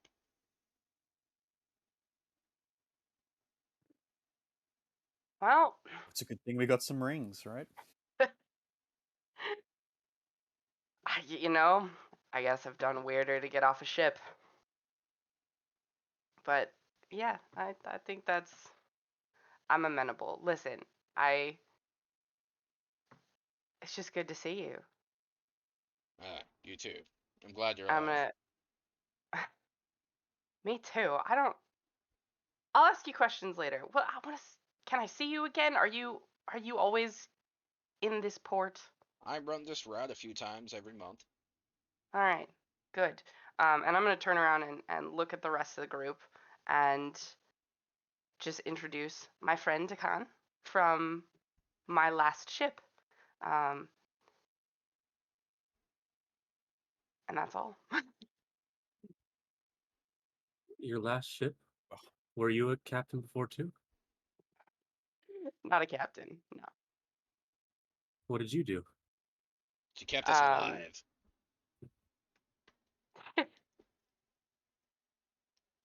you could say that. Does not elaborate. Also does not elaborate. Well, I suppose that's useful. Uh, Very good. All Very right. good. Can I give him a hug? Yes, you can. Yay. Okay. His scales seem much more harder than you remember them. Oh, He's got a lot of scars. give him an extra tight hug. Brayden's gonna kind of smile at the embrace, and once they kind of finish, he's gonna look over towards Zarura and kind of just like shake his head a little bit and kind of like narrow his gaze, and he's gonna kind of say, "You best watch your language. You don't want Momo biting at heels." He kind of shoots a smile towards Momo. Momo just salutes back. I I think like if you Parents still we're on the imagine you're same still ship. eating cookies. I think if we're traveling like this, Momo's gonna have to get used to it. I have no issues traveling like this. Travel is travel. There's a certain way people talk on ships, friends. You'll get used to it. Mm. Or they'll get used to me. Those are the two options, aren't they? Maybe so. All right, so they I think get I you know which is inside more likely. the cargo, and you see there's about a half dozen goblin workers constantly adjusting settings. And then in a few minutes after you guys get loaded and settled into a small storage room, you hear him yell, "Let's go!" And then the ship starts to move.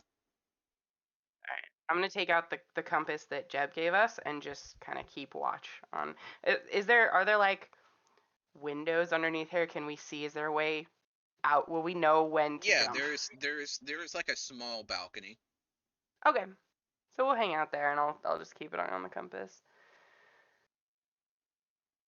while we're under deck, I'm going to approach Zarua. Mhm. Hey, Zarua, Yeah. you you knew that the captain, right? Yeah, I do. Uh, is everything normal? That's a succinct way of asking. Um, Well, a lot happened to us, and I don't know.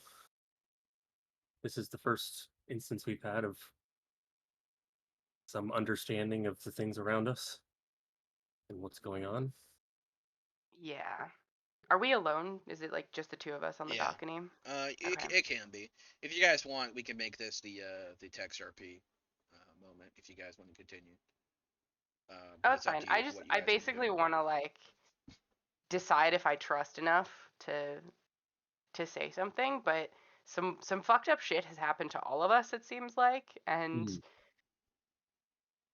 I'm experiencing apparently a time skip. So, yeah, I'll just turn and kind of quietly shake my head. Like it's not normal. But he's who he says he is. He's damn good at what he says he does. And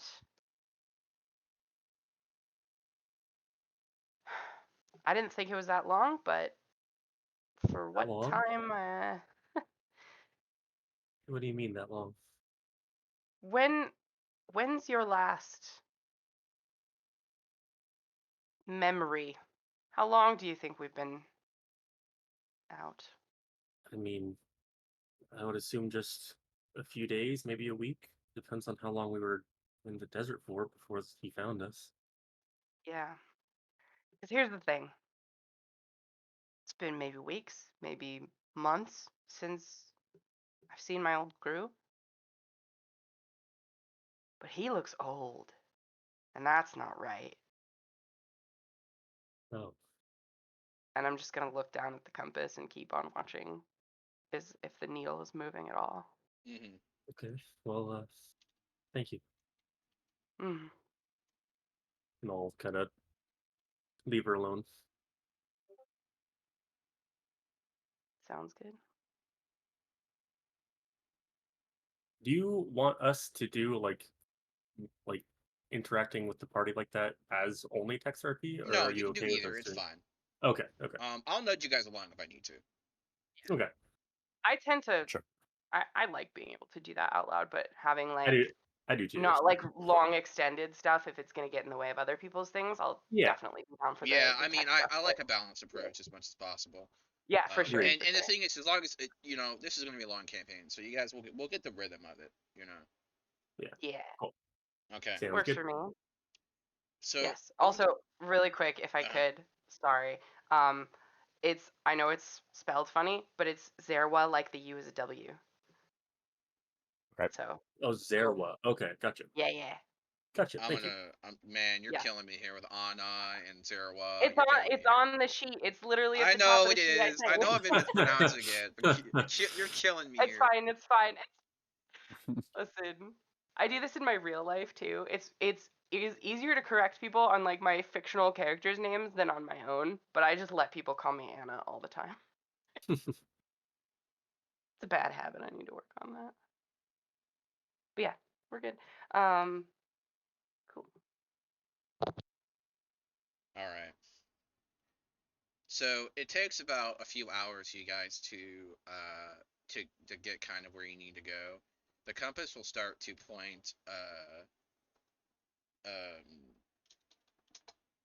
the compass will start to point where it needs to go to, and then shortly, and your compass starts to point at the same direction, and Hmm. it begins to get really, really hot. Interesting. I'm gonna palm it in the same spot as always.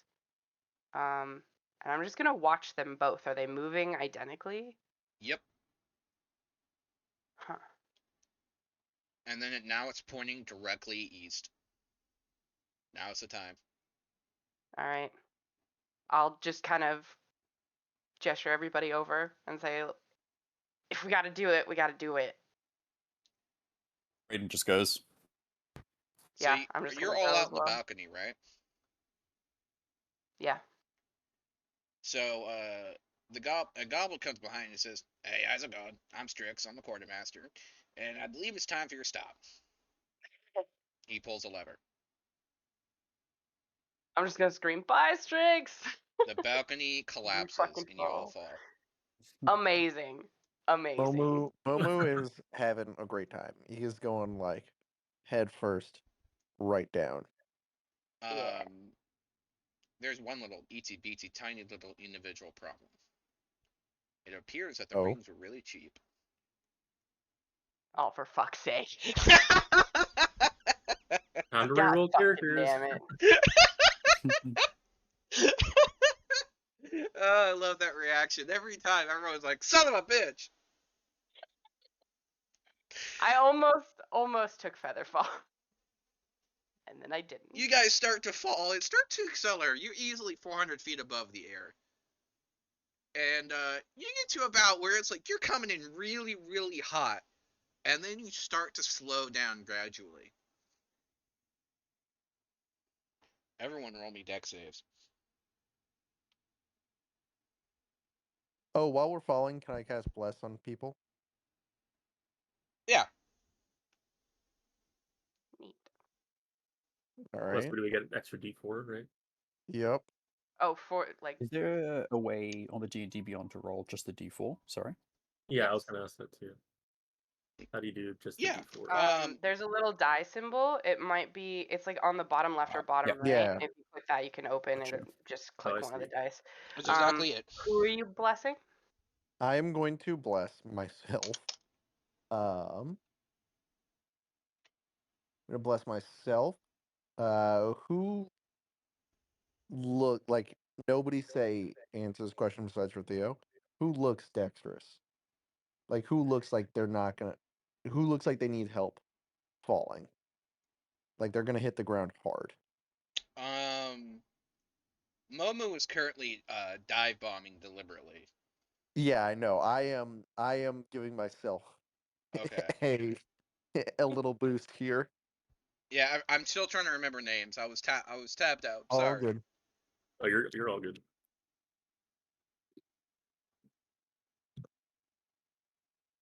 The multiple monitor cheat sheet and just see whose name lights up. I do have multiple Yep. monitors.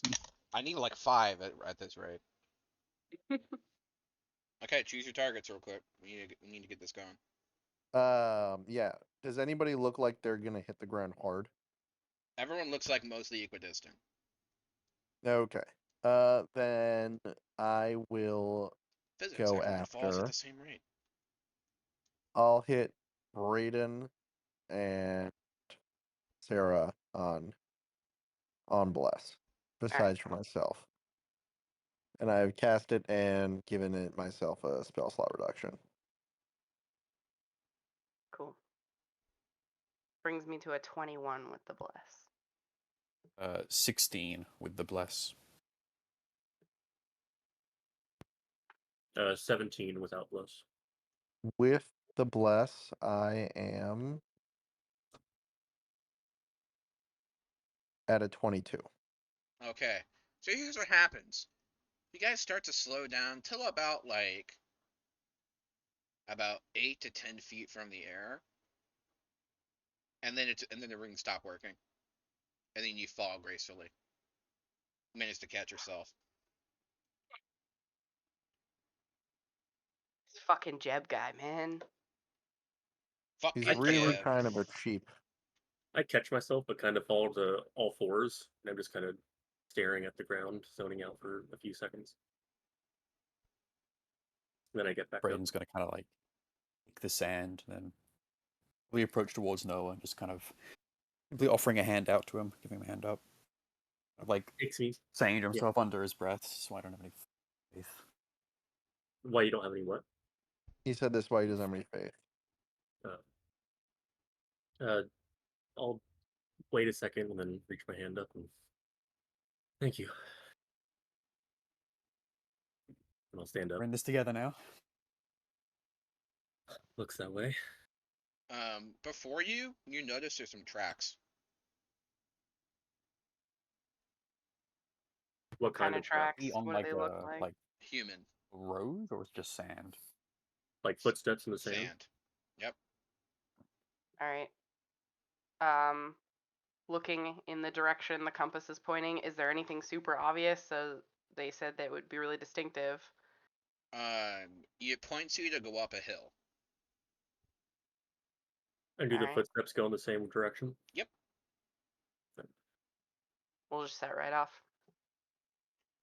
Well, As you guys crest a Brayden's hill, the sun begins to actually finally fully rise and begins to blanket the land in light. And then you see in the distance the glittering of metal as a troop of men are marching. And then you see far to the right a fin rise out of the sand. a fin? A fin. That's How not what numerous we're is going this after, troop? right? Nope. We're going after a person. They're heading Uh, towards they're heading towards what appears to be a massive cavern in the shape of a skull with bleached white bones.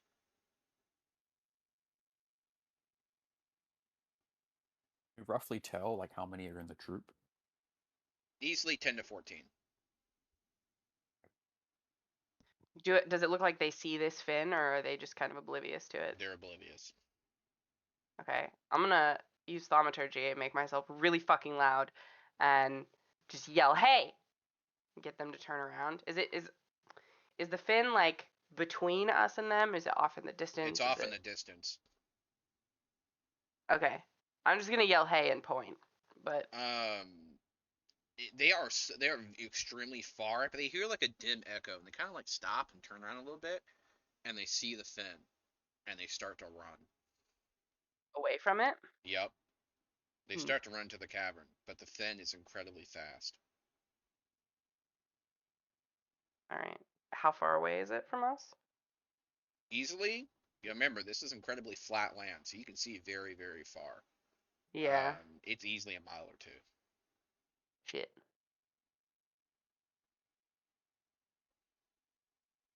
You see the thin dive. Does the compass follow either of the groups, or does it point towards the cave, The cavern, yep. the cavern? Okay.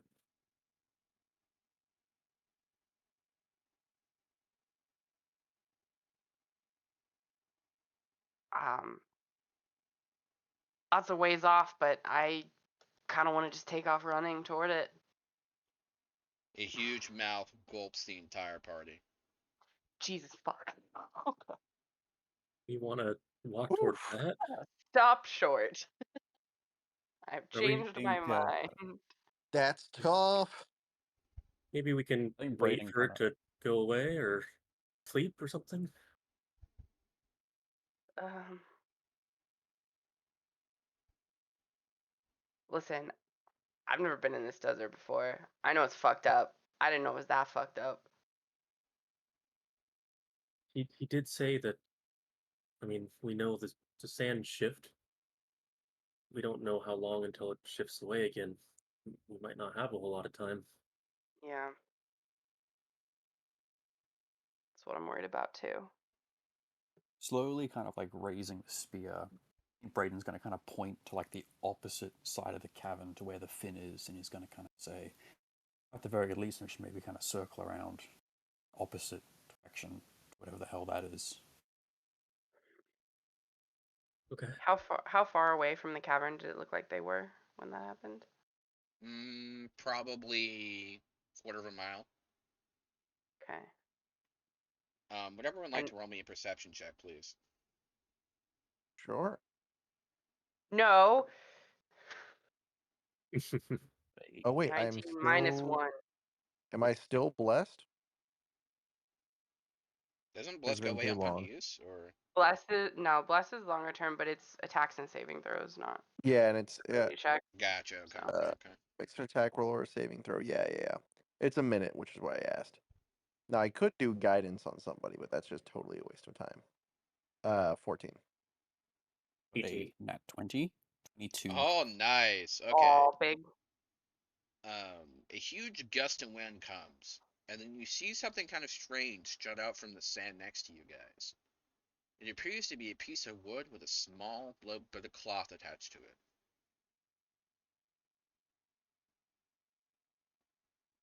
I think upon seeing it, Braden's going to kind of like break into a sprint, not wanting to give it the opportunity to kind of like blow away or carry away. And he's going to practically kind of like dive onto it. He's trying to It's kind of hold it You kind down. of land there and it's very snug. Hmm. It's like the tip of something. Okay. I think it's kind of like gesturing towards the thing. I mean, I assume it's like right next to us or like Yep, close by. Right. it's I like think we got jutting something out over from the here. hill. Ah, okay. Okay. Okay. I see now.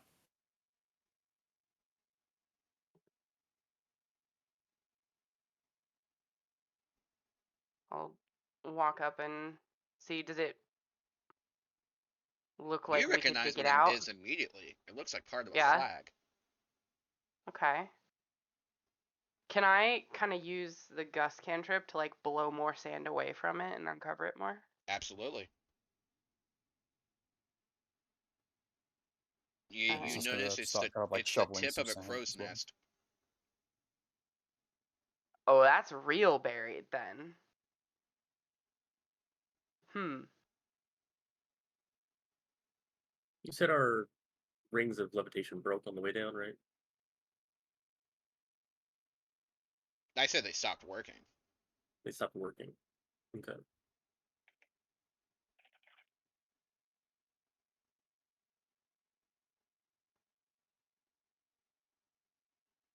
How much? Well, if If we have this a is thinker amongst us, he's gonna kind of like point towards the sail. Is sail on sand? Is it a thing?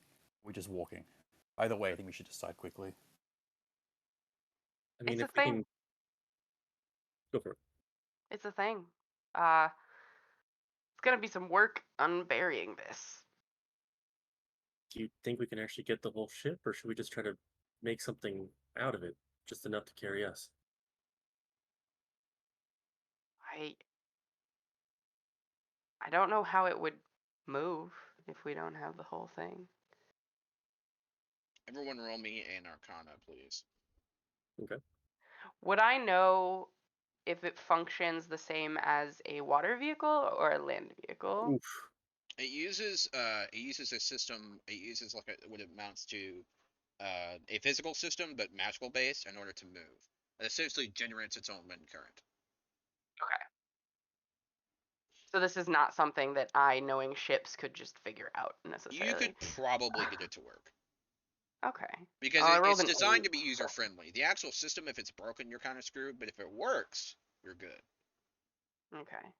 But we got to get the whole ship out for that. Also 8. Okay. We all rolled 8s. 3 of us rolled 8s. Love it. Yup. I, Love I it. rolled my nat 1. So Braden's going to kind of look over towards Zerwa. Is that the correct Yeah. pronunciation? Zerwa? Okay. Yes. And he's just going to kind of say, well, what we heard, it was your job to keep the ship alive. What's your take on it? Worth trying? Or we just start walking? I don't have any other ideas. I'm telling you, if this is the top of the crow's nest, it's gonna take us a while to get this out. But looks like it might be big enough to not get swallowed by whatever that was. Um, what did you guys? So 3 of you got 8. What did the other person get? I got a 6. Nat 1 plus 5. Oh Jesus Christ. Yeah. You remember the muffin you got?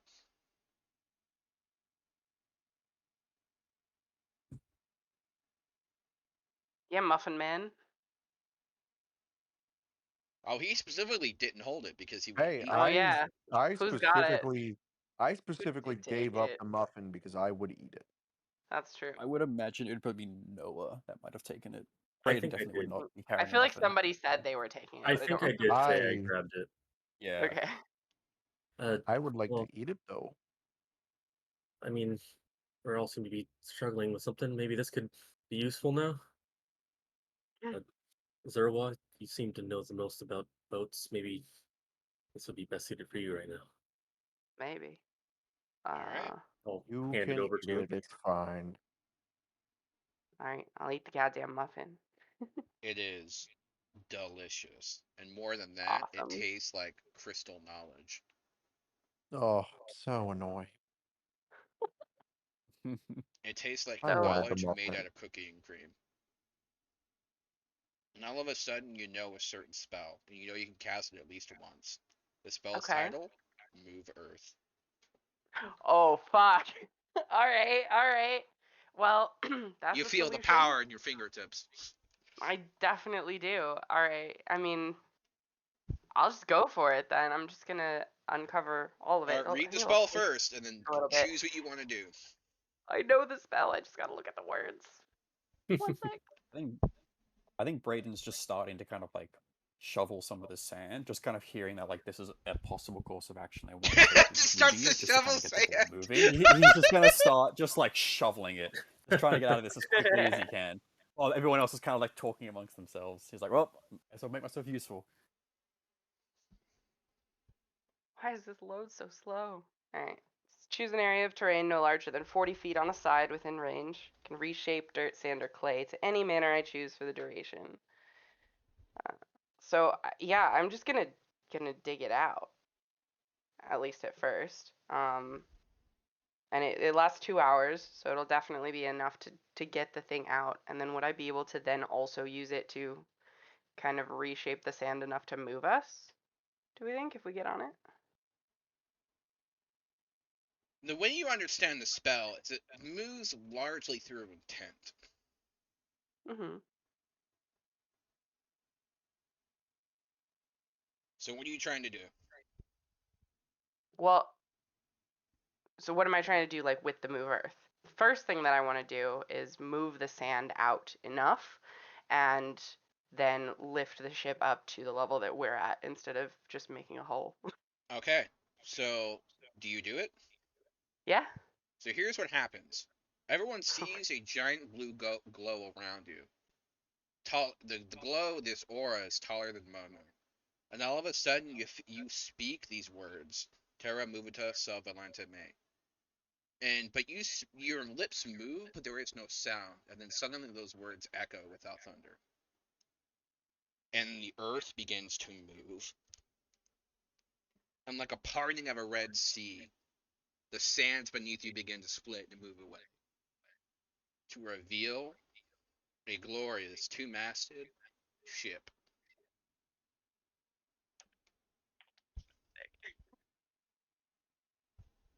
Aiden's Okay. just going to kind of stand there and kind of like let out an audible kind of whistle upon seeing it. He's just going to kind of shake his head. Hey, magic. He's going to kind of peer out towards the fin, seeing if that like uh, displacement might have spurred any attention to it. She gave that to us for free, by the way. That's crazy. Yeah, I think we might owe that debt after all.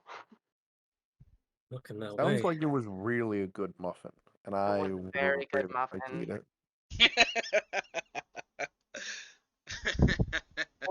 We'll get you another one.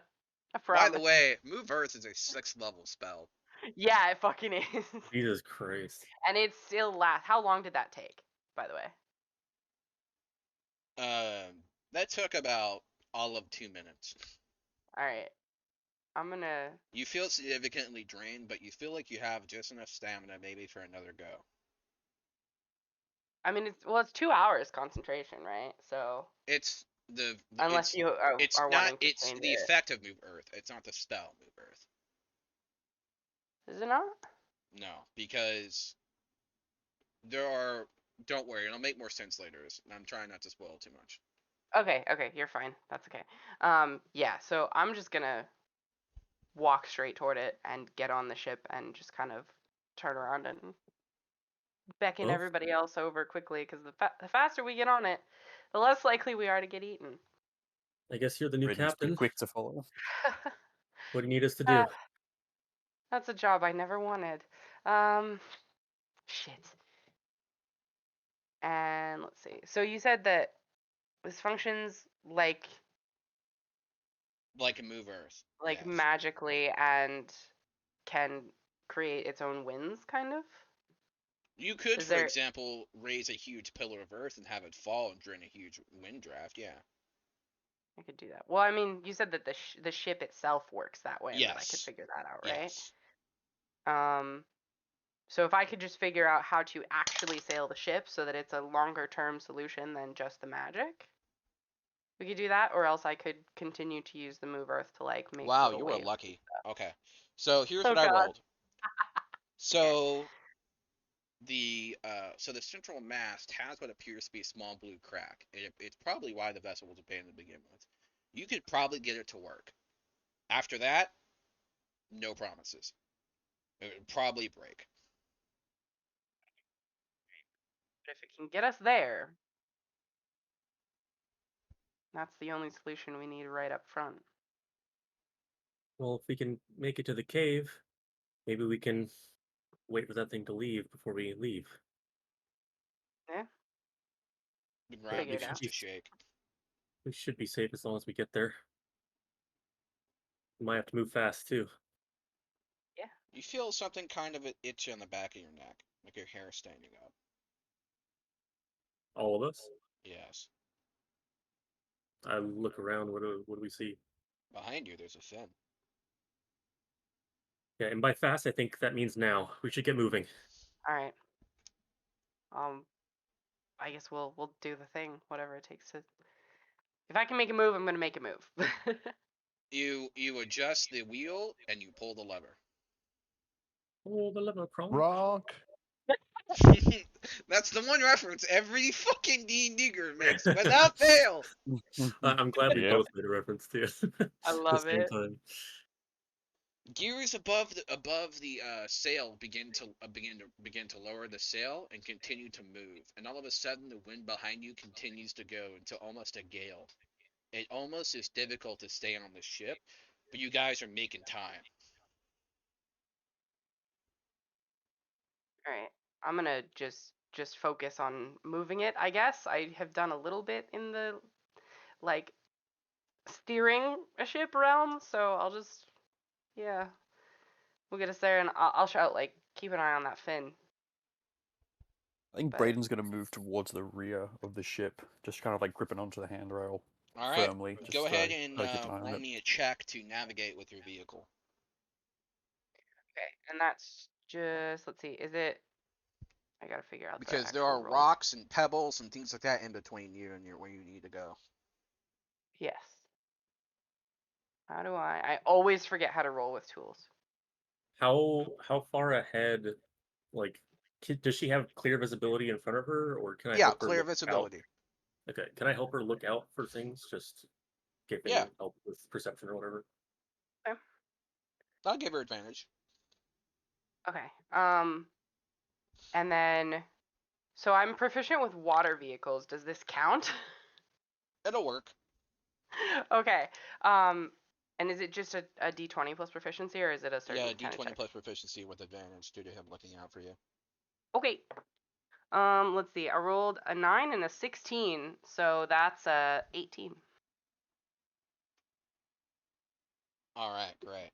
Um, so you successfully navigate, and you're going to see yourself on the ship, flying and gliding, and speed begins to increase. You realize that something must be broken because the speed of it is increasing dramatically. Great. Now I gotta be back. I gotta go. Okay, 1 second. Be back in like 2 minutes. Discuss. You're good.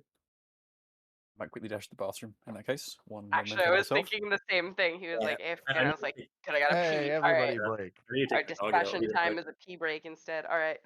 That's good. No discussion will get done.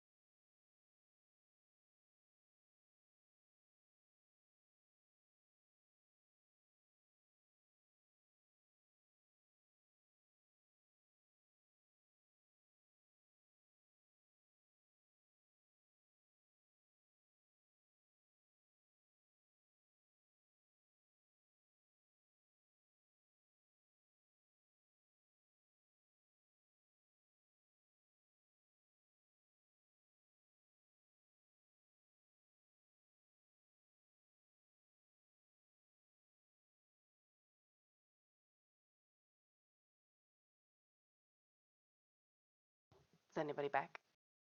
Yep, I'm here. Cool. I'm thinking maybe we crash it on purpose. No, I kind of want to like, if there's a way for us to maintain having the ship, I would prefer, like, I think everybody would prefer that, to be honest, but, like, Yeah, probably. I wonder if there's a way that we can maintain having the ship. Okay. So we got to figure out first how to stop it, so that we Well, don't I mean, just fly remind to me the again wall how and the ship's being powered. die. He said that it has some kind of magical mechanism that like produces its own like winds to move it along loose sand. Hmm. And so so if it's functioning like a water vehicle for the purposes of rolling, I'm assuming that what it is just treating the sand like water, and I would be able to steer it with the sails, but the speed seems related to the magic, right? Hmm. Kind of what Well, I'm I'm trying to. thinking is like, how do you stop something all of a sudden? It's like pulling a parking brake on a moving car. Like it kind of fucking sucks no matter what you do. Yeah. Um, if we can All figure right, I'm out back. and keep it, that'd be cool. Um, Um, But I will also tell you that I have -1 to wisdom, so I'm not thinking that far ahead. I'm also back. What we could do is instead of it like pulling a stopping brake, if we can just disable it, you would like go into coasting. Yeah, that's my thought was how do we either decelerate or avoid the object Yeah. or avoid the wall? Like, can we go over the wall? I don't know. I mean, the other thing is that if we're going that fast, this cave that we're going to is not that far away. So, Yeah, we're gonna get there fast. yeah. It is glowing in intense more and more blue as the cracks are slowly to start expanding. Would I know how to turn it off? Is that a thing? You Like, try to move the lever, does it and it have an appears to be emergency stuck. brake? Fuck. Can multiple Can people try anybody to pull this? Can anybody help me? Is it? Yeah, I would like to help. There is Please. a red lever. Oh god. Red lever. It has a sticky Uh, note from IT though. What is this? What is the sticky note from IT? Needs work. Oh. no shit. Well, look, we're kind of running out of options here. It might be worth just hitting it anyway. Feeling a little panicked. I'm just gonna pull it. We're pulling the red lever. How close are I'm we to gonna the hold before whatever hangar? happens. I'm gonna hold on to the nearest railing. The other level snaps the other direction, and you go faster. Oh fuck. I think this is a good time to abandon ship. Well, how close are we to the cave or to Easily to our half a mile. destination? You guys are flying. By the way, Okay. that creature, the fin is in front of you. In front of us. Yep. But it was behind us, wasn't it? Fuck. Yep. Hmm. The earth is beginning to rumble. All right. Weren't However, as you we were pull that going? lever, Oh, I have an idea. the speed suddenly jets up, and as the creature's mouth is rising, you bump against the mouth, and you start flying into the air. Amazing. Terrifying, but amazing. Follow-up question. Uh, do I still have the move Earth effect up? You do. Can I just let's see. This is moving through the sand. Can I just like remove the sand from around it, like make it drop really far? All of a sudden? I don't know. That's stupid. The thing with the fin, I mean. always worth a You shot. speak words, I do. and what happens is your lips move, but you hear nothing. And then words echo very loudly, and you feel a drain almost down to your very soul. Oh. And so here's what happens. Suddenly, the earth shifts as a huge pillar comes down into the earth, and the creature falls a little bit, the sand shark. And you guys are cascading above, carried through just pure momentum as you guys start to roll and twist and come downhill, and the ship starts to break apart.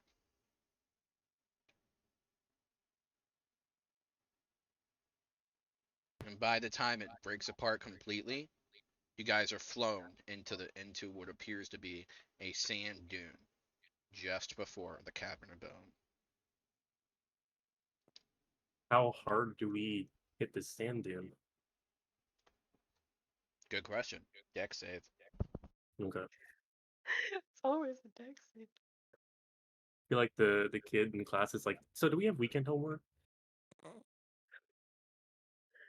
And is Bless still in effect here?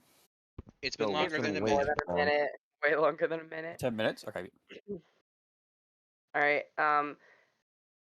18. So I'm rolling well enough that I'm starting to feel like I should just roll openly because I feel bad. I can take pictures and 14. shit.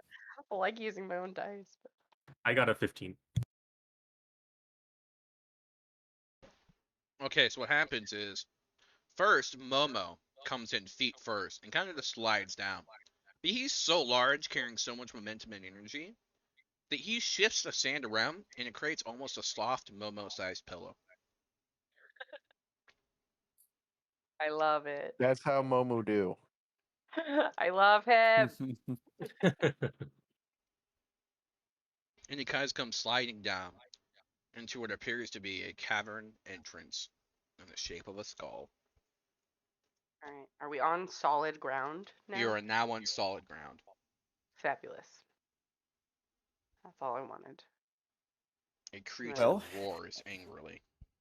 Turn around and salute at the pieces of the ship. excellent work, Captain. It is falling backwards into the chasm as the sand reaches and reclaims it once more. Please never call me that. Noted and ignored. And the one time you were a Um, captain, the ship sunk on Yeah, land. I don't know if she should ever be the captain again. I feel like She managed to I sink feel a like ship this on is dry a. land. I feel like you get a one crashing limit, and then once you've hit the one crashing limit, you're kind of good. All right, I will say I've never had a player sink a ship on dry land before. I'm actually impressed. Amazing. I love it a lot, actually.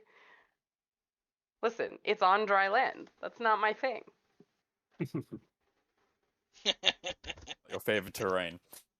So the entrance to this kind of cavern. So you described it earlier as kind of being made of like a skull or bone. It's a skull. It's like a shaped into a skull, and it's made out of bleached bone. Right? How large is the entrance? The entrance is at least 15 feet high. And Sorry, this looks hiccups. like one giant natural skull, or like made out of bone but formed together to create this. You don't know. Okay. So Braden's going to turn and kind of say, "This is where you reassure us that the compass is still pointing here." Yeah, I'll take it out and take a look. Is it pointing deeper into the cavern? Yes, it is. It's very hot. Entering the Hmm. cavern, you immediately gain a sense of unease, as if this place feels unnaturally still. The shadows seems darker than normal. Even the light from outside the bright day seems to barely penetrate the eerily cool cavern entrance. Stepping further inside, the air becomes more cold, like the touch of death. There are I abrasions on the plaque on the wall, almost like writing. It's difficult to make out as the cuts blend in with the dry caked sand. In a small slit, a tiny dagger lies buried in the stone, with a unique engraving upon the hilt. Below the dagger lies a bowl, jutting out from the rock, with carved hands holding it like a sacred offering. Can I examine the writing closer to see if I can see what it says? Um, it can't really be made out. Okay. There is And writing on the dagger, though. okay, can I look at the dagger then? Upon the blade is written, "Blood is the key." And by the way, I had this written like 4 years before Diablo 4, so they stole from me. Okay. So Braden's going to close his eyes and he's going to kind of start saying something fairly quiet. It sounds like a little bit of like a hymn or a prayer, but it definitely sounds like a school kid reciting a book. They clearly like have been drilled into no enthusiasm whatsoever. Braden's going to use one of his divine sense as an action. If you need me to read the feature out loud, just let me know. Um, you sense nothing but a great sense of unease and danger. Okay. Blood is the key. Well, and there's no passageway in front of us aside from what looks like this altar, right? Correct. Okay. Well, I can't make out Braden's what going to the. point toward. No, go for it. Go for it. So I was just say, Braden's going to kind of raise his spear, point towards the dagger. He's going to kind of lower it and kind of turn to the group and say, "No stranger to that." All right. Well, I'll let you handle it then, and I'll pass it over to you. You see anything on the wall? Some writing, but I can't really tell what it says. Braden's going to kind of take the dagger that Noah offers out and kind of look to the group, and he'll kind of put the dagger towards the back of his palm and kind of look towards everyone, kind of raising an eyebrow. Unless you have better Seems ideas. untrustworthy. Yeah, I mean, I woke up in a desert this morning. It's the worst that can happen, and he'll just kind of slash down. All right. When the blood drops of blood enter the bowl, it gets sucked downward like a sinister spiral. The blood enters grooves on the wall, making them readable to the naked eye, and they read as follows: Blood is the price, and so you have paid. Speak no lies, or become unmade. Deep in the earth our locks do begin, and your destiny lies within. In your future your lives held dear, lest you be reminded, and this made clear. When the sun fades in red haze, it was never going to end any other way. And I will put that in Word Docs. Thank Yeah, you. I was just that's about to ask for that. perfect. Yeah, same.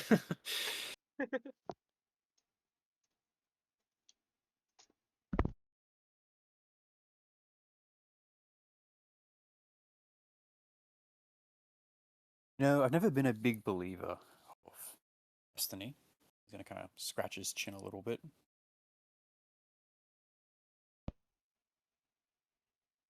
Well, A I guess wall no goes lying. downwards, and a cave entrance opens. The edges flecked with shadows reveal stairs down below. The darkness is thick and protruding, like a blanket. Okay.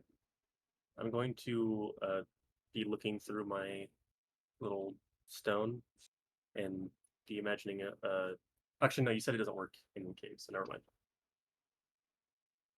Never mind. Um, um, I'll I'll go first. I'll keep an eye out for anything untoward, Hmm.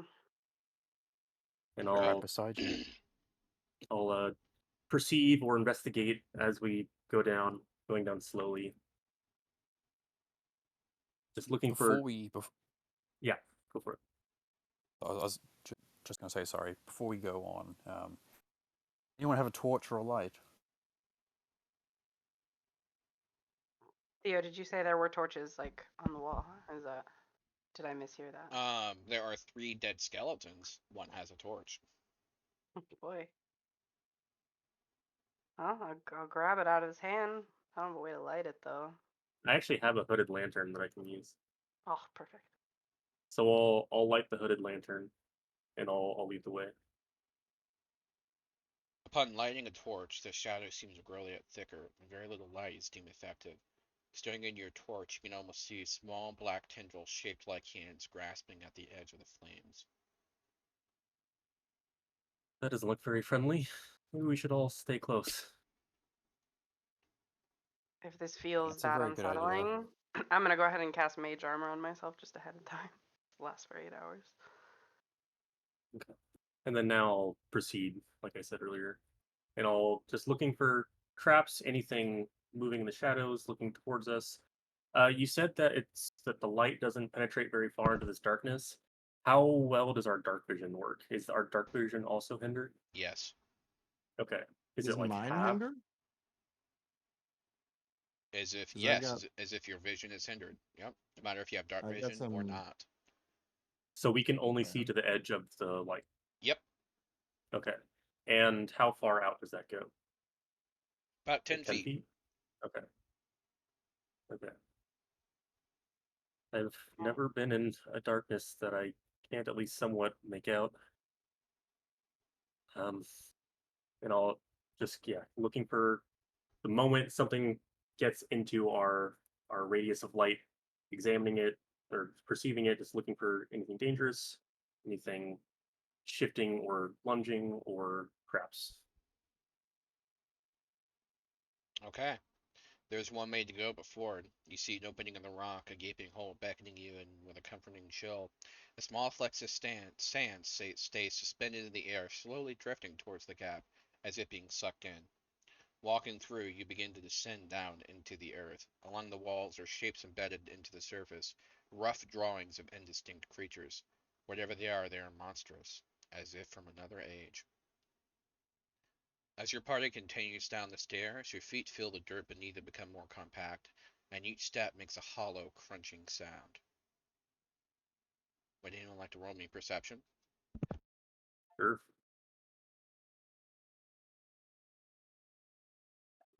2000, no? Sorry, did you not hear me? I rolled a 12. Okay, gotcha. Am I You quiet want to you guys? everyone? Oh, I just didn't hear you say anything at all, sorry. Oh, okay. No, you're good. I was just Although making I'm sure. intermittently muting and coughing, so maybe that's why. That's fair. But yeah, I rolled a 12 for perception. I mean, I'm the one leading the way, but if other people are looking, I'm not. I'm gonna kind of not keep an eye like behind us and okay. see if it feels like there's anything like moving.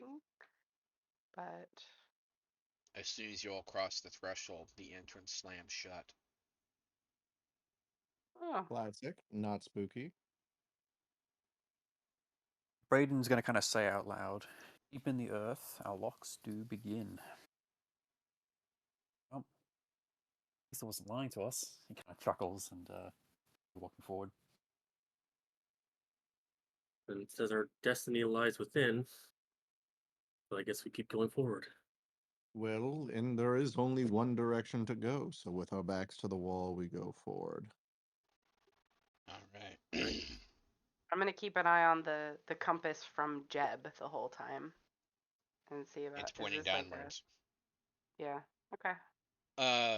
By the way, it is very, very hot, your compass. Yeah. Oh I'm no, it's a just gonna bomb! try real hard to ignore it.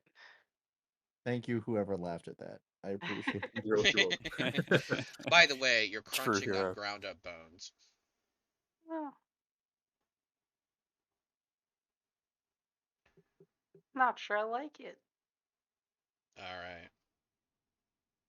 After what seems like forever, your party arrives at a door made of stone. To the right of the door lies a skull, jutting out from an depression in the wall, slightly ajar and loose. Carved around the depression in the shape of a man's skeleton, missing his head.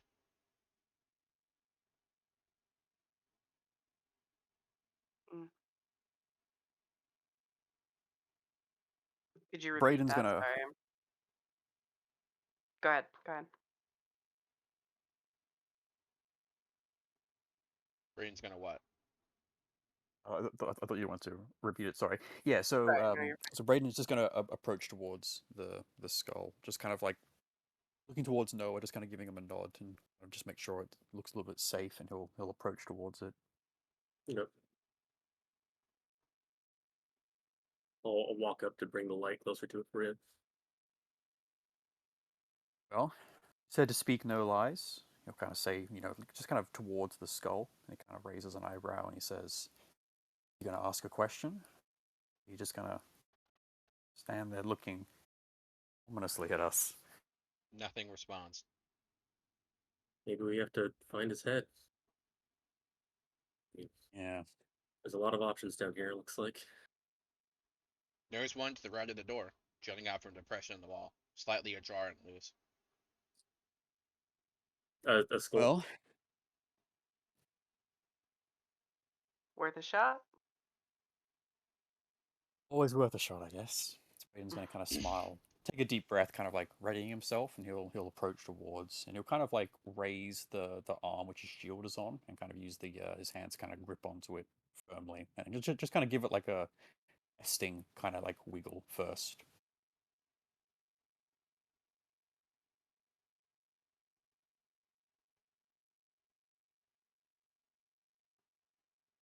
All right. Then, So the skeleton head locks into place, and you hear a voice and a whisper. Sometimes doors are not locked to keep out intruders, but to keep something within.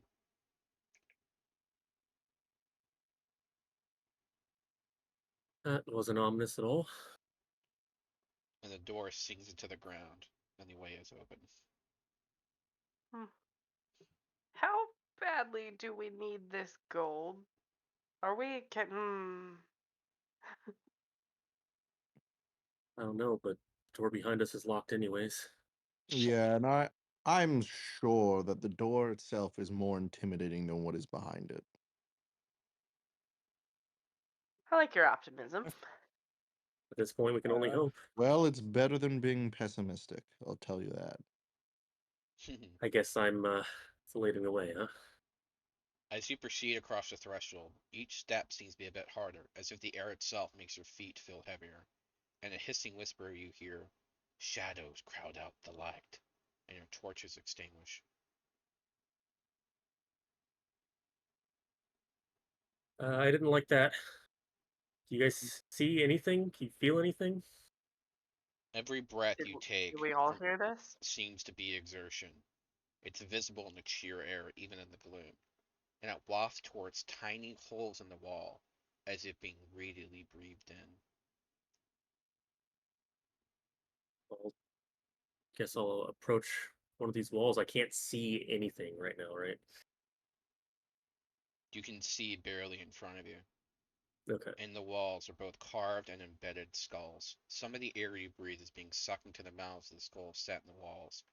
Even without eyes, you can tell the skulls are shaped by silent screams. Carvings of other shapes appear to be from sharp bones, from fingers, Maybe they're not happy teeth. screams.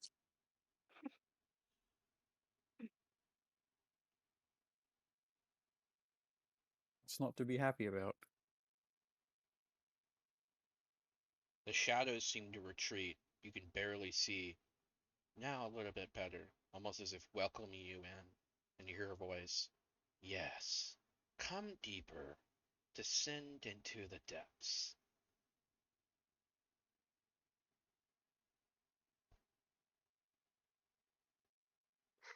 I'll Do be you feel honest. anything, Noah? Yeah. Do I mean, they hear this too, right? Yes. Okay. Nothing more than I think we've all felt coming down here. It's getting harder to breathe. It's getting more and more ominous. Well, anyone changing their mind? You guys don't think Grandma sent us here to die, do you?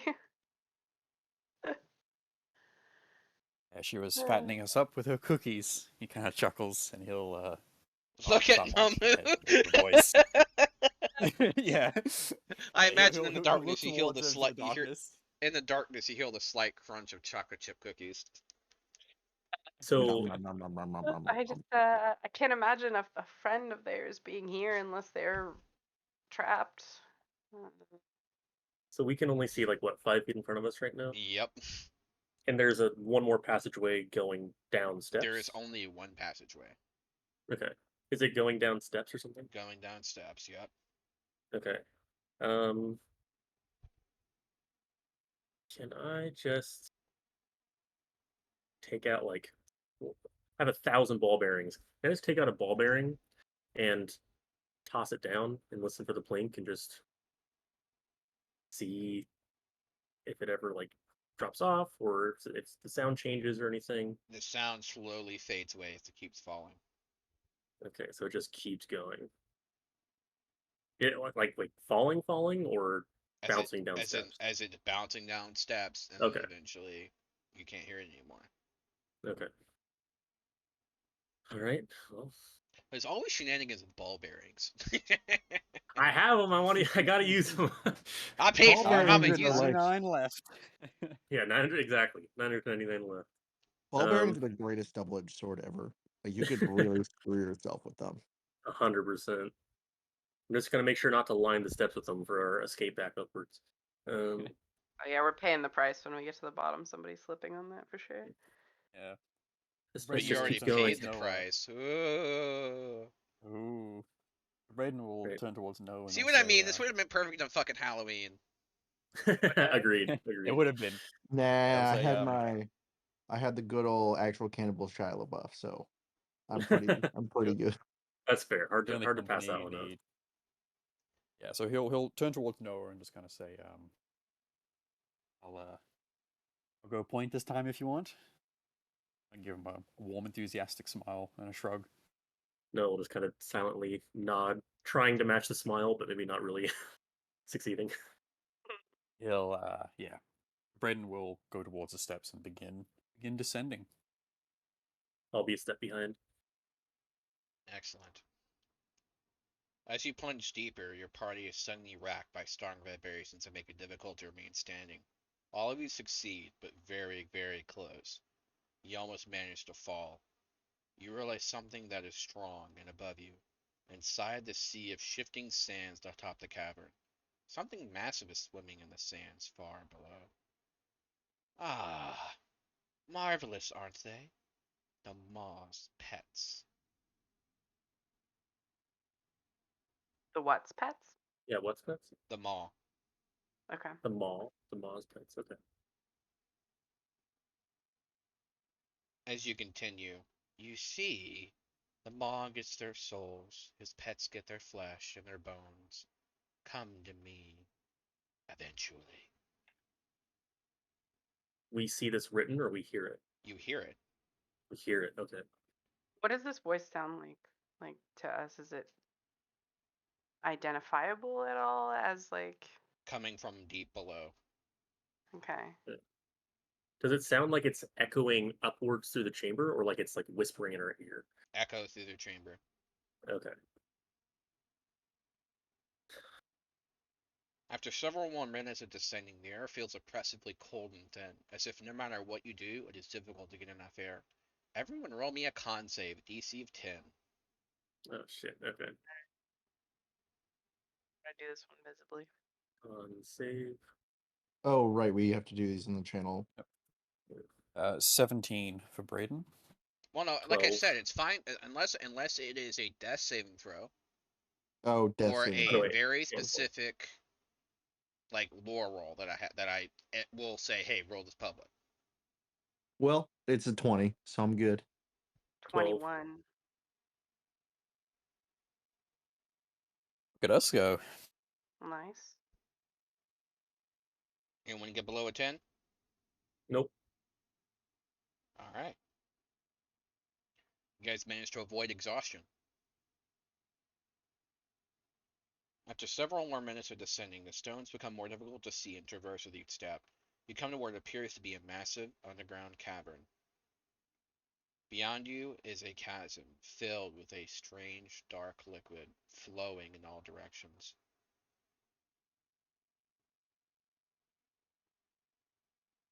Can we see further in front of us now, or is it still like the 5 feet in front of You can us? see about 10 feet ahead of you. There is Okay. something very strange above you. Twinkling blue lights as if made from crystal, twinkling like stars. Hmm.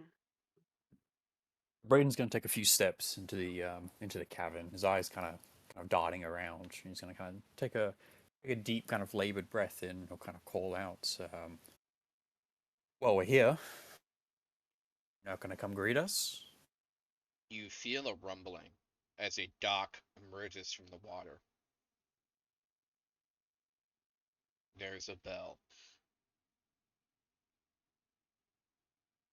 Braden will take a few deeper, cautious steps towards the dock. Does the dock look to be made out of wood, or? Skulls. Of course. As Braden gets kind of like towards the very start of the dock, he's going to kind of lower his spear just towards the water, kind of like dipping the shaft of it in, kind of like raising it up, kind of taking a moment to look at it and look over his shoulder towards the others. And he says, well, anyone have a reason why I shouldn't do this? I wish I did. As do I've I. already met with one. I've already met with one shitty host today. Probably there's no odds of having two in the same day, right? Chuckles a little bit, takes a deep breath, and you can definitely see he's like trying to steady himself and keep a calm composure, but he's definitely kind of on edge as he begins to walk over the bone towards the bell, and stopping before it, he'll back the side of the bell with his spear, letting it kind of ring out towards the cavern. Three blue lights trickle on in the distance, and you see a small fairy, guided by a cloaked figure, slowly approach.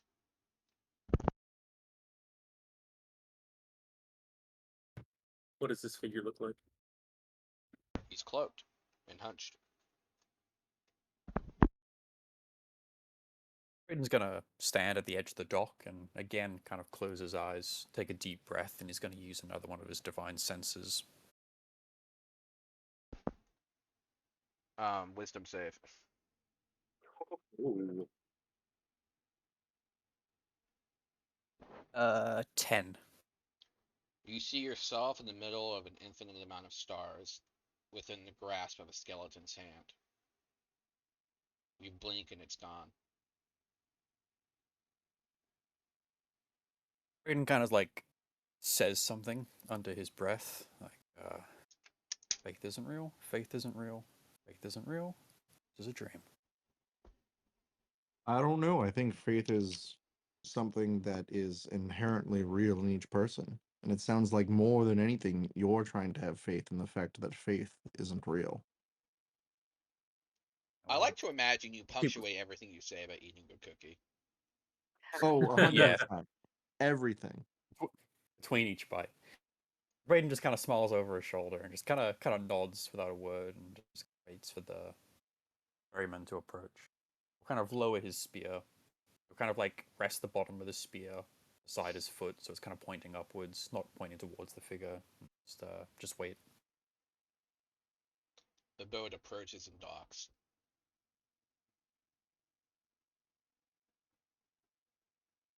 Uh, It mute. while It like they're docking, lifts sorry. up a wooden step ladder, and it flops on the dock so you can get in the boat. Braden will look at it, look at the hooded figure, say, we get a name at least, or just an invitation. It holds out a robed hand. In like a handshake motion or like pointing to something. Open hand. Palm to the What sky. is what does the hand Braden look like? will Is there anything we can garner from it? He Skin wants color, something. size. Braden will remove at first a gold coin. He'll reach a hand up, kind of like move his spear to his shield hand, so he frees up an empty hand, and he'll fetch out a single gold coin. And he'll go to his cloak where there's kind of like a pin, kind of like adorning some of the straps, and he'll remove what looks to be like some kind of sigil or crest, and he'll put both pieces into the thing's open hand.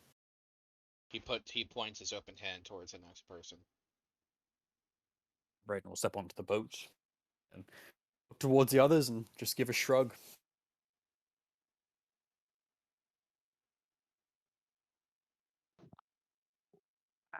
While this is happening, I'm gonna look up. At you said the like array of crystals. Are they in any sort of recognizable pattern? Or Yes. One looks like a set of them looks like a strange ladle.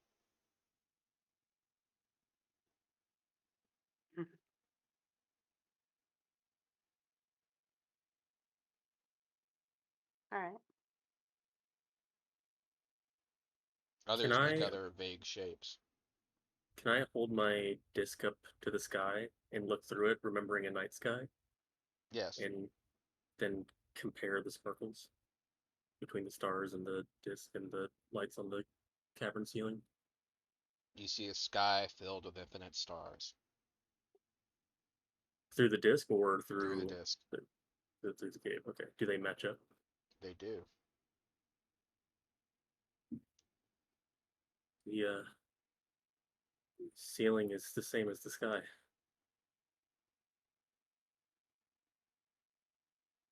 Don't know what that means. The sky of years ago, maybe. What was that? The sky of years ago, maybe. Yeah. Well, I guess I was trying to remember a night sky from like my life. So like I guess more recent time. I don't really know how the timeline is right now. So, he's going to hiss a whisper. Payment. Fairy.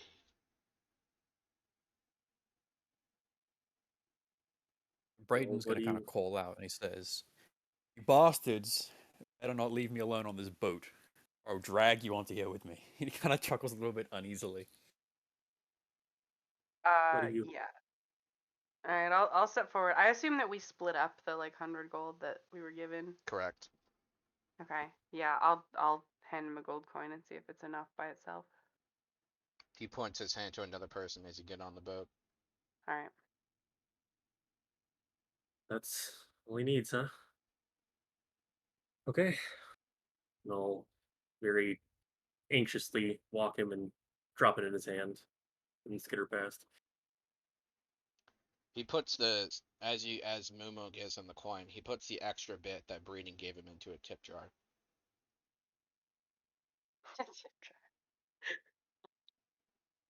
It isn't a swear jar.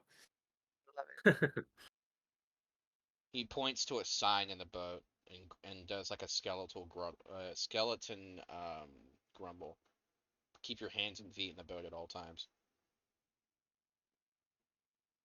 Based on the way he's not efficient, not super clearly communicating with us, we can assume that this is not the voice that we've been hearing talking to us as we came down.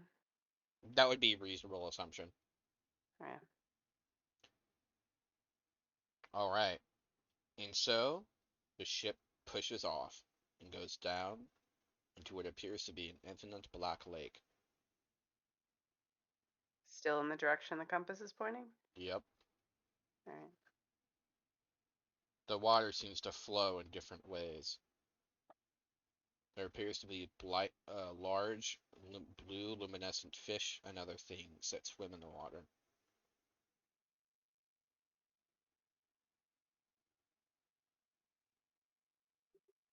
Whatever this place is, it's really old. Everyone roll me a wisdom save. Oh no. Yikes. I got a 13 plus 2 for a 15.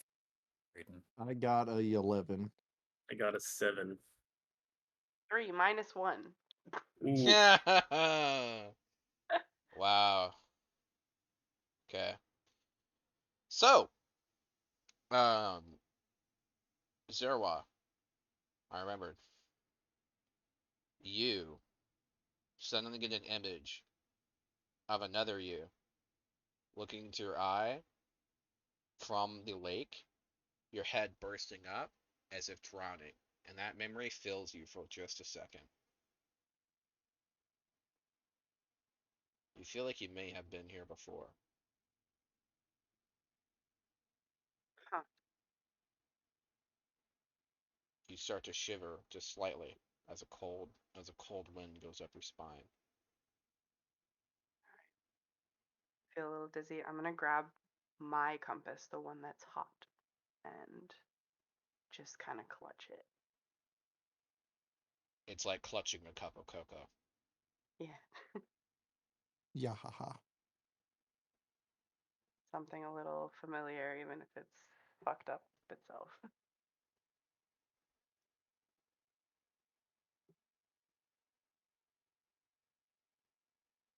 All right. So, you eventually start to see where the compass is pointing to is a huge mound of bones, making an impromptu island in the middle of the lake. The ship docks.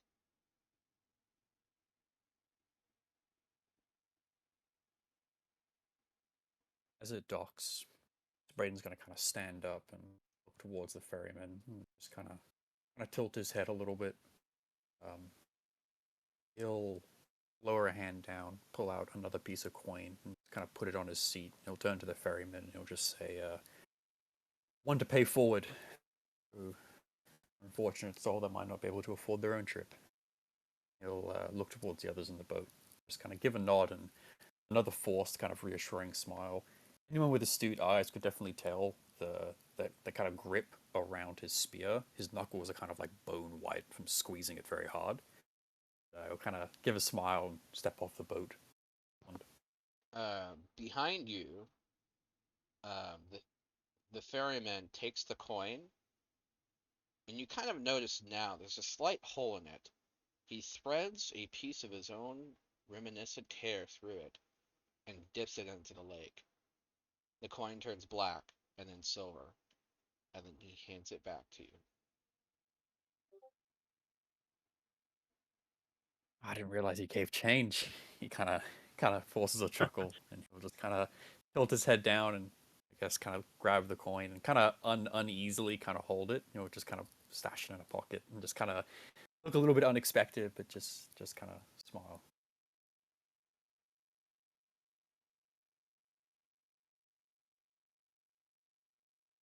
We kind of give a nod back as well. You all depart. Seeing Yeah. What? seeing that happen and not really knowing what we're supposed to be doing right now, I'll also give another coin just in case that's what we need to do. He puts it in the tip jar. Okay. Then I'll sheepishly back away, not question it. And then he leaves down past the lake into one of the I'm gonna adjoining rivers. kind of watch him go, feeling slightly more uncomfortable the farther away the boat gets, because now we're on some weird fucked up land, and I was a lot more comfortable in the water. The black still water? Yeah, okay. Yeah. Understood. Then an island of bones? What do you mean? Well, I don't think any of us are in Ashland anymore. Shakes his head In and turns towards. in what? Where? Raises his eyebrow. What do you mean, Ashland? Oh, Do I think we I have a lot to figure out here. do I know of a place called Ashland? No. Do any of us? I guess one of us must. One does. You've heard of a bar called Ashland. That sounds about right. So Braden will just kind of look towards everyone, just kind of raise an eyebrow. Really take much care of it beyond that. He's definitely a little bit kind of distracted in the moment, and he'll Yeah. turn towards the aisle, start walking. We still have the same kind of veil of darkness around us, like around 10 feet or so, or is Nope. it The light of the stars above illuminate. beautiful? All right. You know what? I prefer the darkness. Through the I'm just thickening staying at a shadows, moving about as if in fog, you can barely make out the shapes of buildings etched into the cabin walls beneath the light. This is a massive underground city. A city of death and bone, buried within the sand forever. Every breath, every whisper, every sound you make echoes within this foreboding place. I am staying as close to Braden in the front as I can without bumping into him, and just kind of almost taking shelter as we progress. At the center of this island lies a black stone altar. On the altar lies a bright ball of golden light, bound by red and black chains. Near the altar is a half-buried skeleton, digging in desperation using a boned foot. He does not seem to be making much progress. Behind the altar is a black throne. Upon it lies the shape of a large skeletal man in a tattered black robe, wearing a golden crown centered upon a red jewel. Near his left side is a large, two-handed, ancient-looking sword, the blade's tip buried within the dust of dirt and charred bones. His white, pale skull is resting upon an elbow. And the piles of bones approaching the throne lie bars of gold mixed with the bones, giving them an eerie, glittering reflection in the flickering light.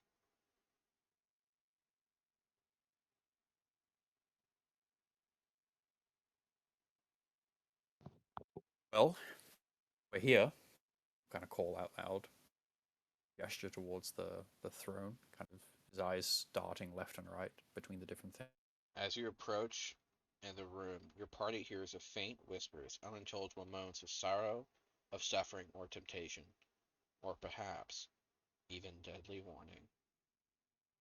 Bones begin to skitter across the floor. A deafening rattle shakes the ground in the room. From all directions, more and more bones begin to collect to form a shape of a hulking figure about 20 feet tall, with a ghostly black robe that reaches over his head. Beneath your feet, Zerwa, there is a bone that is currently wriggling. I'll step back and let it go. The bone shoots towards the figure, and attaches itself as a finger upon its hand.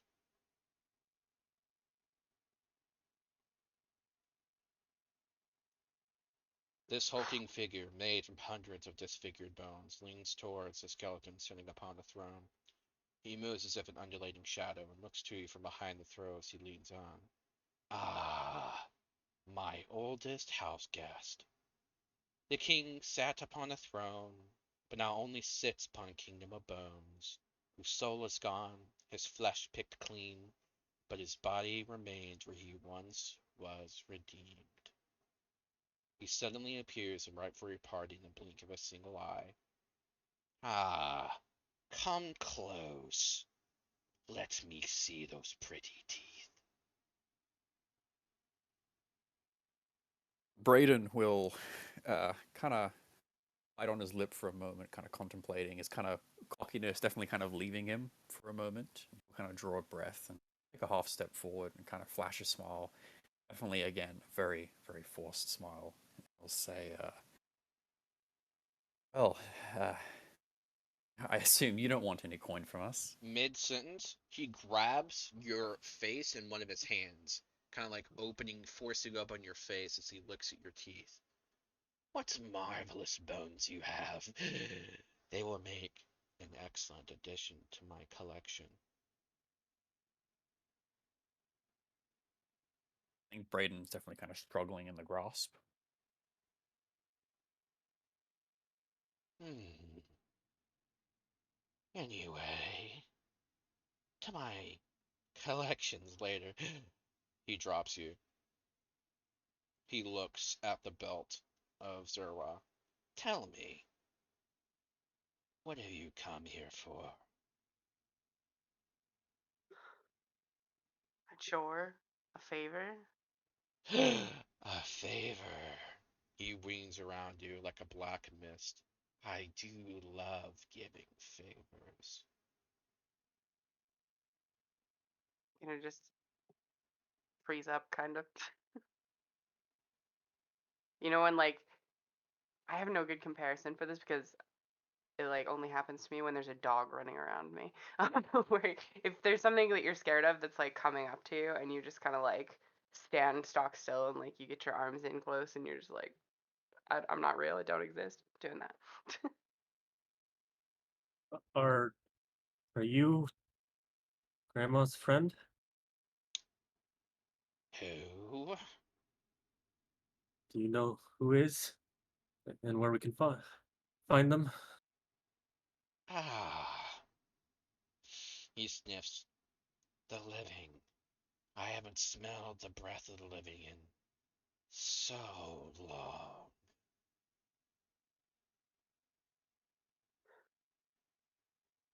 Yes, that's a no.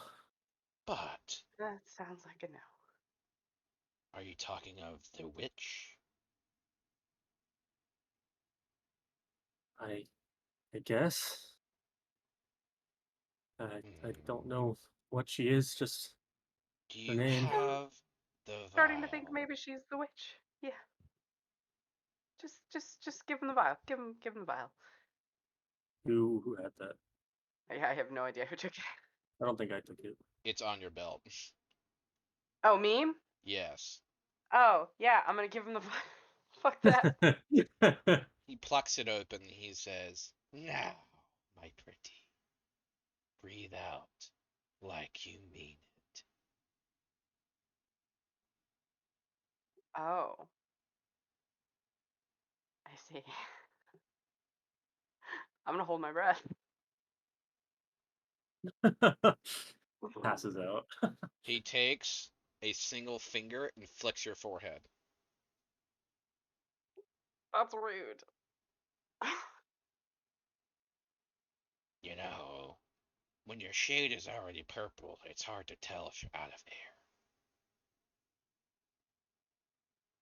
So Braden is going to kind of stand up from the bone. Imagine he's kind of like flunked, kind of like stomach down. He's kind of like splattering and coughing a little bit. He'll kind of part his arms towards the thing, and he says, "You want breath? I got plenty of it right here for you." He appears in front of you, and suddenly you are kneeling, and you feel the breath being taken from you. He twirls his finger, and your breath follows his movements in a fast spiral. He continues to spin until you have less and less and less air. After what appears to be an hour, almost, he stops and puts your breath within the bottle. Ah, breath of the living. Refreshing. He snaps his bony fingers. A deal is a deal is a deal. The ball of golden light disappears once the chains vanish. Floating in the air is a luminous necklace with a single large blue diamond in the center of a silver chain. Sparks of light flicker and dance around the necklace, creating an eerie illumination of the shadowy globe.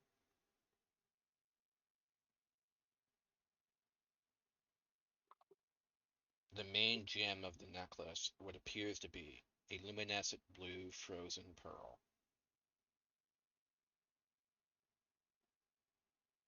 What was your deal? In a hisping whisper, like a rasping coiled snake, you hear him speak. It is yours. For you. He is stuck in this form. Only the Tempest can release it. He now leans back on a throne that appears out of nowhere, of shadows. Now, let's start negotiations for your release. What? Who What did do you you make want Following a from deal us? with? This is my domain. None leave here without my will or bidding. Now, do you want to begin negotiations, he continues, or would you like to be a prematurely shriveled up corpse? What is it you want? I have a question to pose to you. Answer it satisfactorily, and you are free to go. Oh, and take that miserable excuse of an undead creature with you. He's living on borrowed bones anyway. He gestures towards a half a skeleton, digging itself out with a foot. And what's the question? He begins, no matter how powerful or great you believe to be your destiny, all stories end up the same way eventually. The ending, this ending, is already pre-written. He waves his hand, and a purple illusory miasma reveals a depiction of a band of heroes steadfast in legendary resolve. You will die. I have foreseen it. Even the elves do not live forever. Even the light of those touched by the gods dim eventually, as does the ones betrayed by them. The image is filled with a flash of red, white, and red, and one by one the shapes of great heroes collapse and kill over, dead, their flesh cold and spotted orange. Everyone who has ever known you will die. Everyone who has ever heard your name will die. In the visage, you see people start to keel over and begin to pile bodies in carts. Your memory will fade. Statues built in your honor will crumble onto dust, crushed like your bones into the wind. An image of a large ceremonial statue lies broken, and with the image of the quarried stone begins to wear down in the sands of time. Shattered and forgotten, just another forgotten monument in the desert. So I ask you, would-be heroes, are you ready to die? Would you drink from that cup? And at last the image settles upon a desert plain, a wasteland of misery and emptiness, the only remarkable features being the tops of familiar walls sticking out from beneath the sand. What price is worth a doomed destiny? What price would you pay to escape your fate? What price would you pay to ease the suffering of others?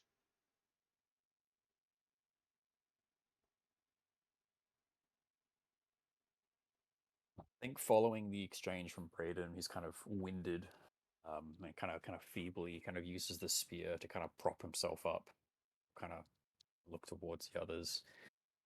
Like I'll say something if no one doesn't, but Braden's kind of like catching his breath. I'll give an opportunity if anyone else wants to say anything.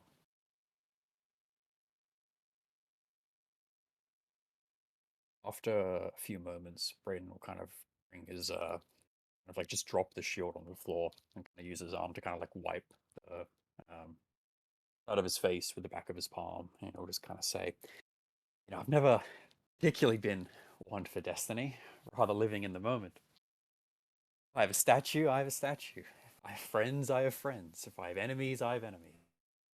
But I have me in the moment. That's all I really give a shit about right now. Ah, Need me to do something? Want me a reward? Want me a way? It's worth my time, I'll get it done. Not worth my time? I'll turn around and leave. Right now, this fucking Isle of Bones, Black Lake, you have my fucking attention. What do you need? brazenness. Determination, despite the aura of obvious despair around you. Consider me impressed. And he wields a wicked, crooked, white smile. Take this, so that you might begin to journey to make an age lace a little quicker. He waves his cape high into the air, and it seems to grow. It is filled with a domain of darkness, with pieces of piercing light like the stars of a dying and decaying universe. Despite its terrible nature, it is truly a thing of awestruck beauty. With a bony finger he lifts to his cloak, and with a small white flame, flickering and hot as lightning, begins to cut a sizable hole of fabric until it breaks loose. In an instant the cloak reforms as it was, but a sizable chunk of cloth falls into his hand, and he holds it there in front of you.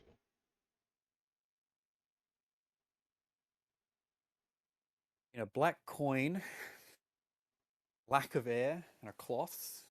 These feel like very interesting gifts one would give. Draws a deep breath and reaches out for the cloth, and as he kind of has his hand looming over it, Aiden's going to use his second last divine sense for the day. You feel evil everywhere. It's almost enough to shock you and bring you to your knees. This is the creature that holds you within the might of stars. Righteous heroes or bumbling fools. I suppose this time we shall see how it turns out. A deal is a deal is a deal. I have a little bit of fate left for you. A gift for services not yet rendered. He steps from his black throne and reaches towards the center of the room, and a portal of darkness opens in a shattering scream, as if wounding the world itself. Darkness oozes and pulses from the portal, as if bleeding to the pumping of an unnatural heart. He reaches within, an empty void so dark it defies description, to pull out an ashen wood hourglass, filled with beads of dark sand. You have until this hourglass empties for the world to begin again. It spins slightly, an eerie wood blue on a golden thread, and the sands within appear unnaturally suspended, as if moving from a different time. The beauty and deadly grace of the hourglass hints that it was crafted by a race cursed never to appreciate its intricate beauty, only its sinister power. In a realistic chant he speaks, once, twice, thrice. When the time is nigh, should you wish to pay the price, you may travel through the needle's eye to undo space and even time. Gifts to rewrite destiny are hard to find, and so are the souls who come entwined. The hourglass settles in front of your group. Even from a distance, it feels cool and delicate to the touch. Is it like Braden's already is like ticking? gone. Not The ticking is not the word, sand but is you know what I mean. suspended, and as if from a different time. Okay. Braden's going to grip the cloth. He's going to kind of straighten up his posture, trying to kind of make himself look a little bit bigger than he is, but it's definitely not working. You can see he's definitely very pale. Say, we've heard your riddles, we've heard your tales. Indulge us in two questions. What's your name? He speaks something, and your world trembles.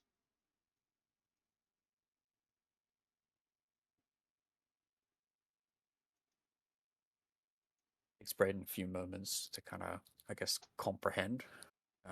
It just kind of goes right over his head. Like it doesn't mean anything to him. He and pauses in a second question. He looks towards him. He says, "Look, I don't remember a lot. What I do remember, on a scale of 1 to 9, you number yourself amongst them." He smiles. You have but one.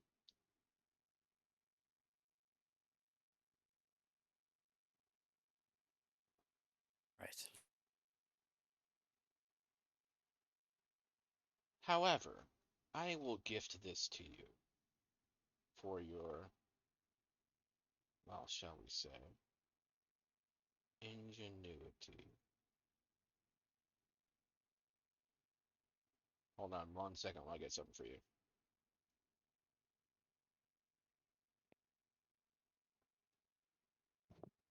That was a good line, by the way. On a scale from 1 to 9, number yourself amongst them. I love That was hard. That was good. Yeah. Braden ain't here to fuck around. it. Noah's scared shitless right now.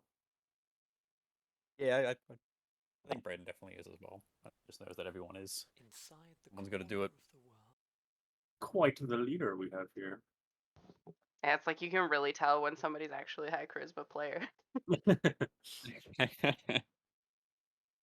I'm trying not to do too much. I'm trying to give opportunity. It's the last thing I ever want to Oh, do is step over people. Oh, you it's are great. doing great.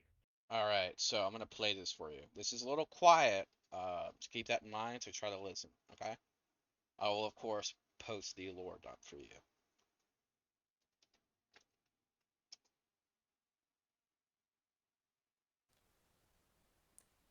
Inside the corner of the world, where spines twist and spurl, the center of everything spins, and reality meets its twin. The four ride forth, together all but kin, to punish the wicked and to praise sin. The seals we create, we must someday unmake, so that great evil may be destroyed, or else forever doom the world to the void. We know what feels good and right, and we know we must pay a terrible price. Once, twice, thrice, to travel through the needle's eye, to reform space and even time.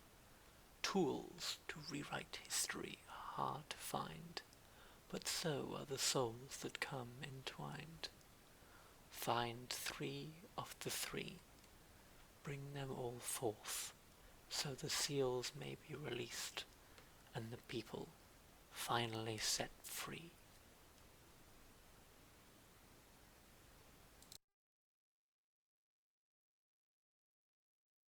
Mm.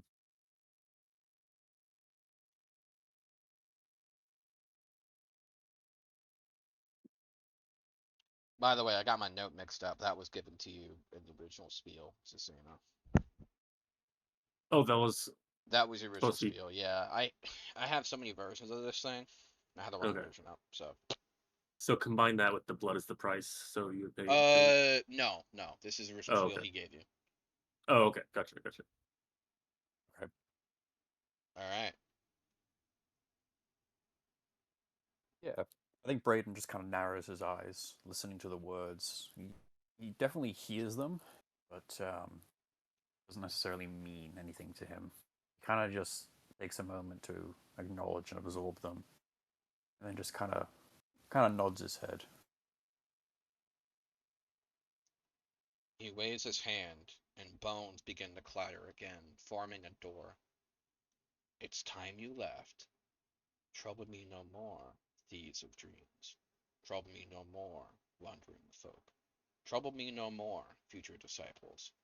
Leave this place, wanderers of fate.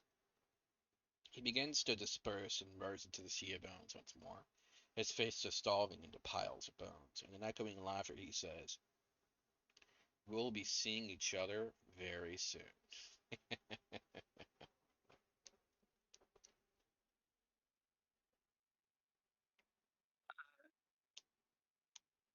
I'll kind of walk toward the door.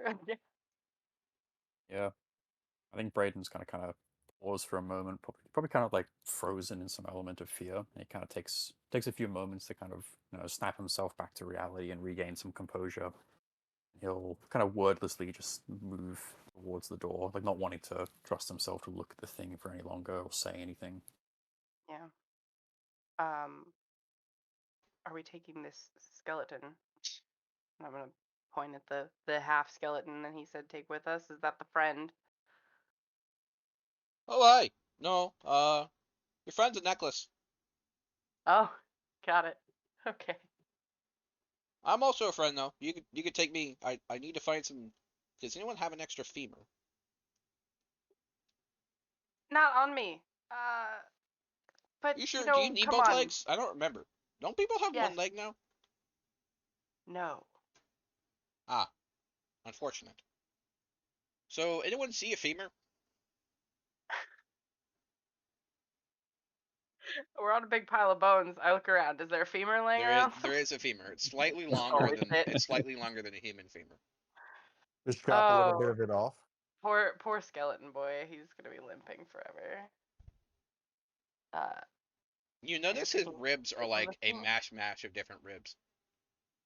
Is this? Oh, this was probably why you were digging in the bone pile, wasn't it? Well, I'm kind of stuck, and I have a habit of breaking apart. Hmm. Um, see this foot? This is my foot. I managed to get it out, but I can't get my other foot out. I'm gonna turn to the rest of the group. Are we taking him with us? The answer should be yes, he says. I can hear you. I mean, Oh, realistically, we can take him with us, and if, he annoys us, we can deal with it then. Uh, I'm concerned with the phrase "deal with." I mean, I can't imagine it's too comfortable down here. It's very cold. I don't have any clothes. If I had nipples, you could tell it's very cold. But as you can see,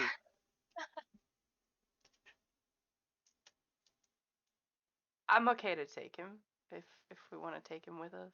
I guess. just don't let the bear eat me. The bear.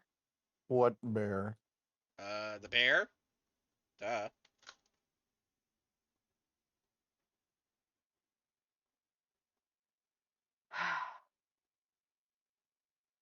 All right. I Do think it. Do. I think Can you Braden walk? Uh, once I get a couple more femurs, absolutely.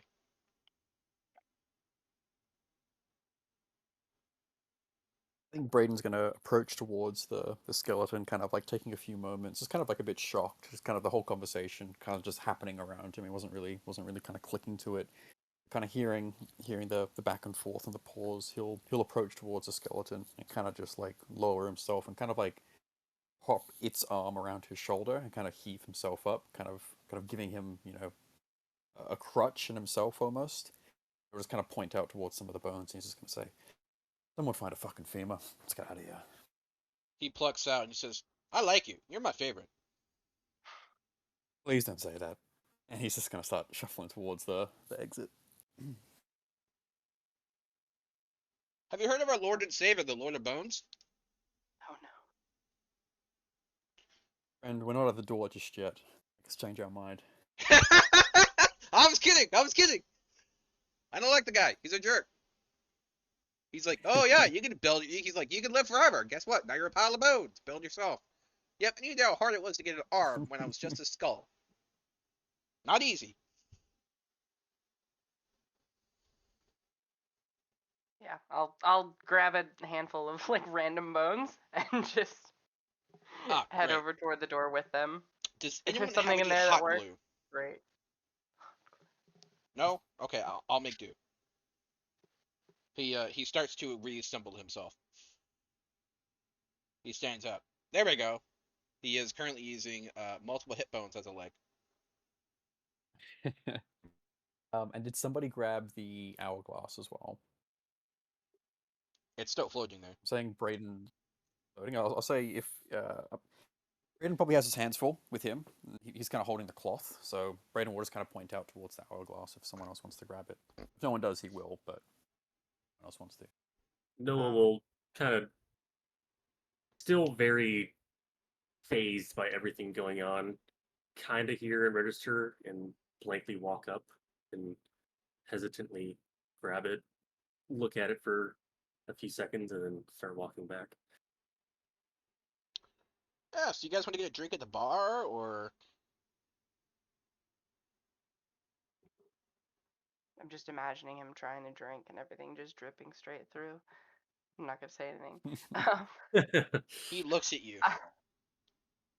Uh, I can't squint because I have no eyes or eyebrows, but I'm squinting. well, if you can't squint because you have no eyes and eyebrows, I can imagine you can't drink because you've got no esophagus or stomach.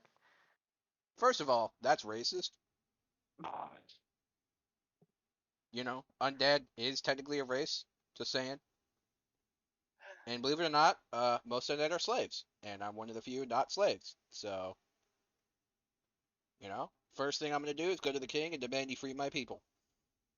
I imagine there's I nothing think wrong with my Braden's plan. gonna turn towards him and say, "Friend, let's have a deep conversation about goals. Perhaps after we get out of this place, yeah? Oh, Listen to yeah, all that you have to say. absolutely. That's all I can ask. Perfect." He he kind of like leans into thin air and grabs something, and then you notice it is a cup with ale in it.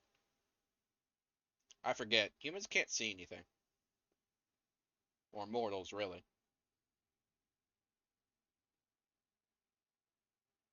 I think I've I'm seen not plenty even today. gonna ask. All right, let's get out of this place. It smells like Yeah. breath. Ugh. I'm gonna take a second before going through the door and just really take a look at this necklace that I've got. Perception. Oh boy. You could also do investigation if you so desire. I will do investigation, which makes it 8. Inside the gym, you could almost see something in the shape of a bear. Oh, okay. Um, does it seem like obviously magical? Yes. Okay. And then I'll just kind of walk through the door as well. All right. The door brings you out to the entrance of the cavern.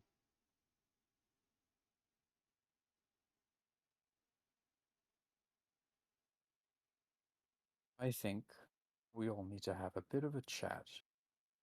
Hey, how you doing? I'm Milk, last name Dad. People call me Milk Dad. What's up? We'll get to you in a moment, friend.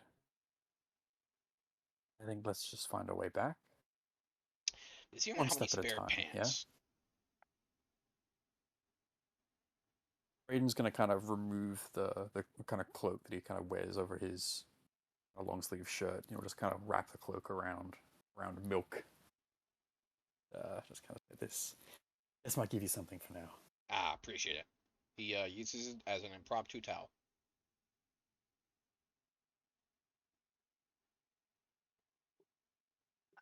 Out of curiosity, where is the compass pointing now? It is spinning. Okay.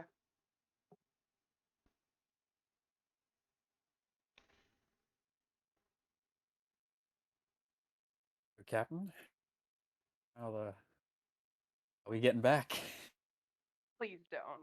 Please don't. Ugh. Yeah, and he just kind of chuckles, and there's definitely some color kind of coming back to Brayden, and he just kind of smiles, and he just kind of gestures with his spear. Well, I don't think we're getting that ship back anytime soon. Anyone see any fins? Is it still like daytime? Can we see clearly? Is It it? is late evening.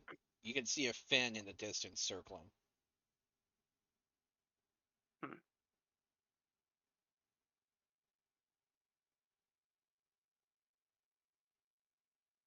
Could always stop here for the evening, regroup, just kind of figure out what the hell just happened.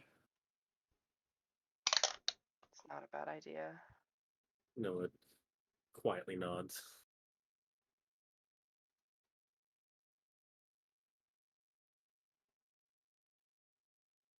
Brayden's Hold gonna on kind of one take second. the.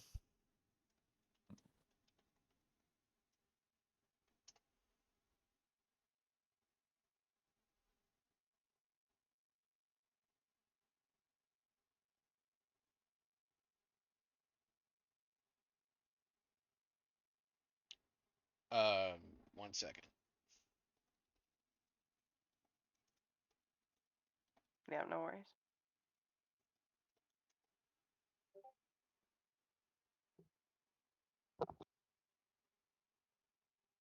All right. As you hear that voice, the unrelenting sun seems to have faded significantly. Night will soon be upon you in this haunting shadow of a red dusk. High above in the sky in a purple hue, you can see a bright white star glowing ever brighter and bigger. After several minutes, the star glows to the size of a new sun and lights up the night in an eerie false dawn. And it starts to plunge into the earth from the sky like a piercing arrow and collides into the earth in a distance in a wave of dirt, dust, and sand cloud, engulfs your party from a wafting ways, and settles a few seconds later. Wherever it landed, can't be all that far away. Hmm. Are we Definitely okay? Do we not. like have the memory of like rocketing toward the world as falling stars? Is this something that Yes, we're conscious of, or does this feel fake? yes. Okay. We're definitely not in Ashland anymore. I think that camp might have to wait. Any objections? No. No. Too bad if you had any anyway. And you'll Hmm. kind of look towards it, I guess, just kind of take a deep breath and maybe just start taking a few cautious steps out in that general direction. A rope hits her head. It hangs in the air.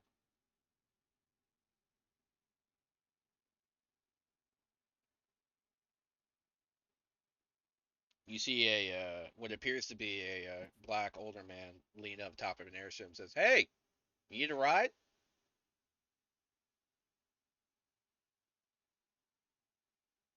What's the catch? Braden's going to kind of look up. Why can't he just be a friendly man offering a ride? I don't know where you're from, friend, but as far as I'm aware, people here don't do that. I don't know. The sense of compassion is much more frequent than you might think it is.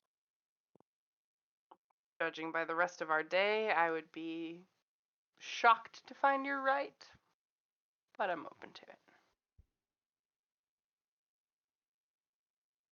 So do you want a rope or a ladder or I mean, you don't have to ride. I'm just gonna go to Oswald, but Please, yes, please.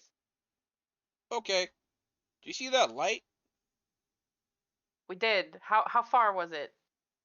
Oh, a few miles that way, I reckon. Any chance you'd be willing to fly by it? I could suppose I could fly by, but I hate trying to land in the desert. Last time I did, a shark nearly ate me. Yeah, we're familiar.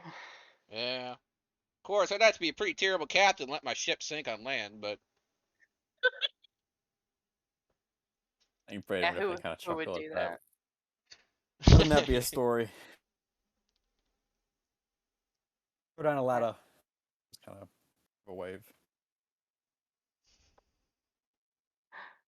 I'm gonna walk by and try to get to the ladder first. I'm just gonna kind of nod walking by and just say, "We're all stories, aren't we?" All right, you climb up top. You climb up top into the airship. I think just before Brayden kind of walks onto the ladder, he'll kind of make sure everyone else is kind of getting up there first and safely, and he'll kind of use the end of his spear to kind of scratch something into the sand. Anyone looking, it might look like the similar kind of symbol that was on that crest on his kind of coat, or like the cloak he was wearing. He'll kind of like let it sit there in the sand for a moment, before kind of like taking a moment to stare at it. Take a deep breath and kind of spit on the symbol, kick some sand over it, and then turn towards the ladder and climb his way on up. Noah would have been waiting for you at the ladder before going up for you to finish approaching, and then go up himself. I also Ah, like to help our skeleton friend up, if possible. thank you, says Milk Dud. Milk Dud. I love the dissonance of farewell thieves of dreams and a skeleton called Milk Dud. Mm-hmm. Out of character, Yeah. it's a nod to a previous character. That's how he was introduced in the campaign. So have him as an NPC now. Oh, he sounds awesome. Yeah. Nice. Although in the very first All iteration, right. instead of getting the necklace with that bear in it, instead you got a golden retriever. So Oh. its name was Bayo. All right. So on this airship and the journey home, this is where the text RP is going to take place. Okay. So if you wanna know more about why he's here and anything like that, feel free to talk in text RP. I'll set the scene. Um, okay. If anyone else wants to make any other last minute comments or anything like that, or do anything. No. Oh, I think that's a great spot. Agreed. Yeah, I think so too. Yeah. With the plan that we're gonna go investigate that light before heading back. Yeah. Yeah. Yeah. Um, excellent. Okay. By the way, as the light begins to wane, um, the shadows grow longer at zero, and the necklace does not shed a shadow of a necklace. It sheds the shadow of a bear. Mm. Interesting. And we all see that, or just her? You can all see it. Okay. Basically, I So like is to this think of like it. Noah, you and the others see it as like, wait a minute, I see a bear shadow. Where is? And instead, he sees And a then we like, necklace. yeah, okay. Yeah. Alright. I'll just kind of gonna like hold on to it protectively for a little while, and I don't necessarily want to do anything to it because I feel like it's something that we should take back to Grandma Magda The and witch. ask about it. Yeah. Curious. Curious how much we should play along with her. But she's so nice and cuddly. She gave you cookies. As they Yeah. all are. She gave So us far, cookies. so good. Kind She of. Mm. she very much was giving She me hag vibes the whole time. fed us? Yeah, a little bit. She Yeah. also sent us here. She very much is giving me hag vibes the entire Yes. time. 100%. But like I didn't have a reason for it to like question it or anything. So But I here's don't the know. I point. got cookies.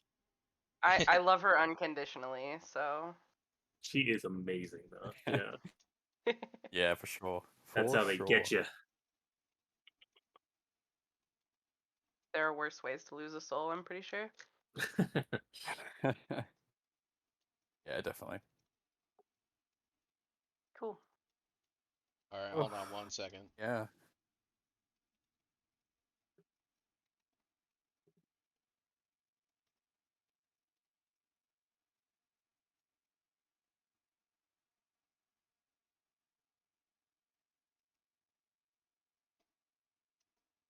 There you go. It's in quotes. It's immortalized. Worst ways to lose your soul. All right. Well, thank you so much for listening and have a wonderful day.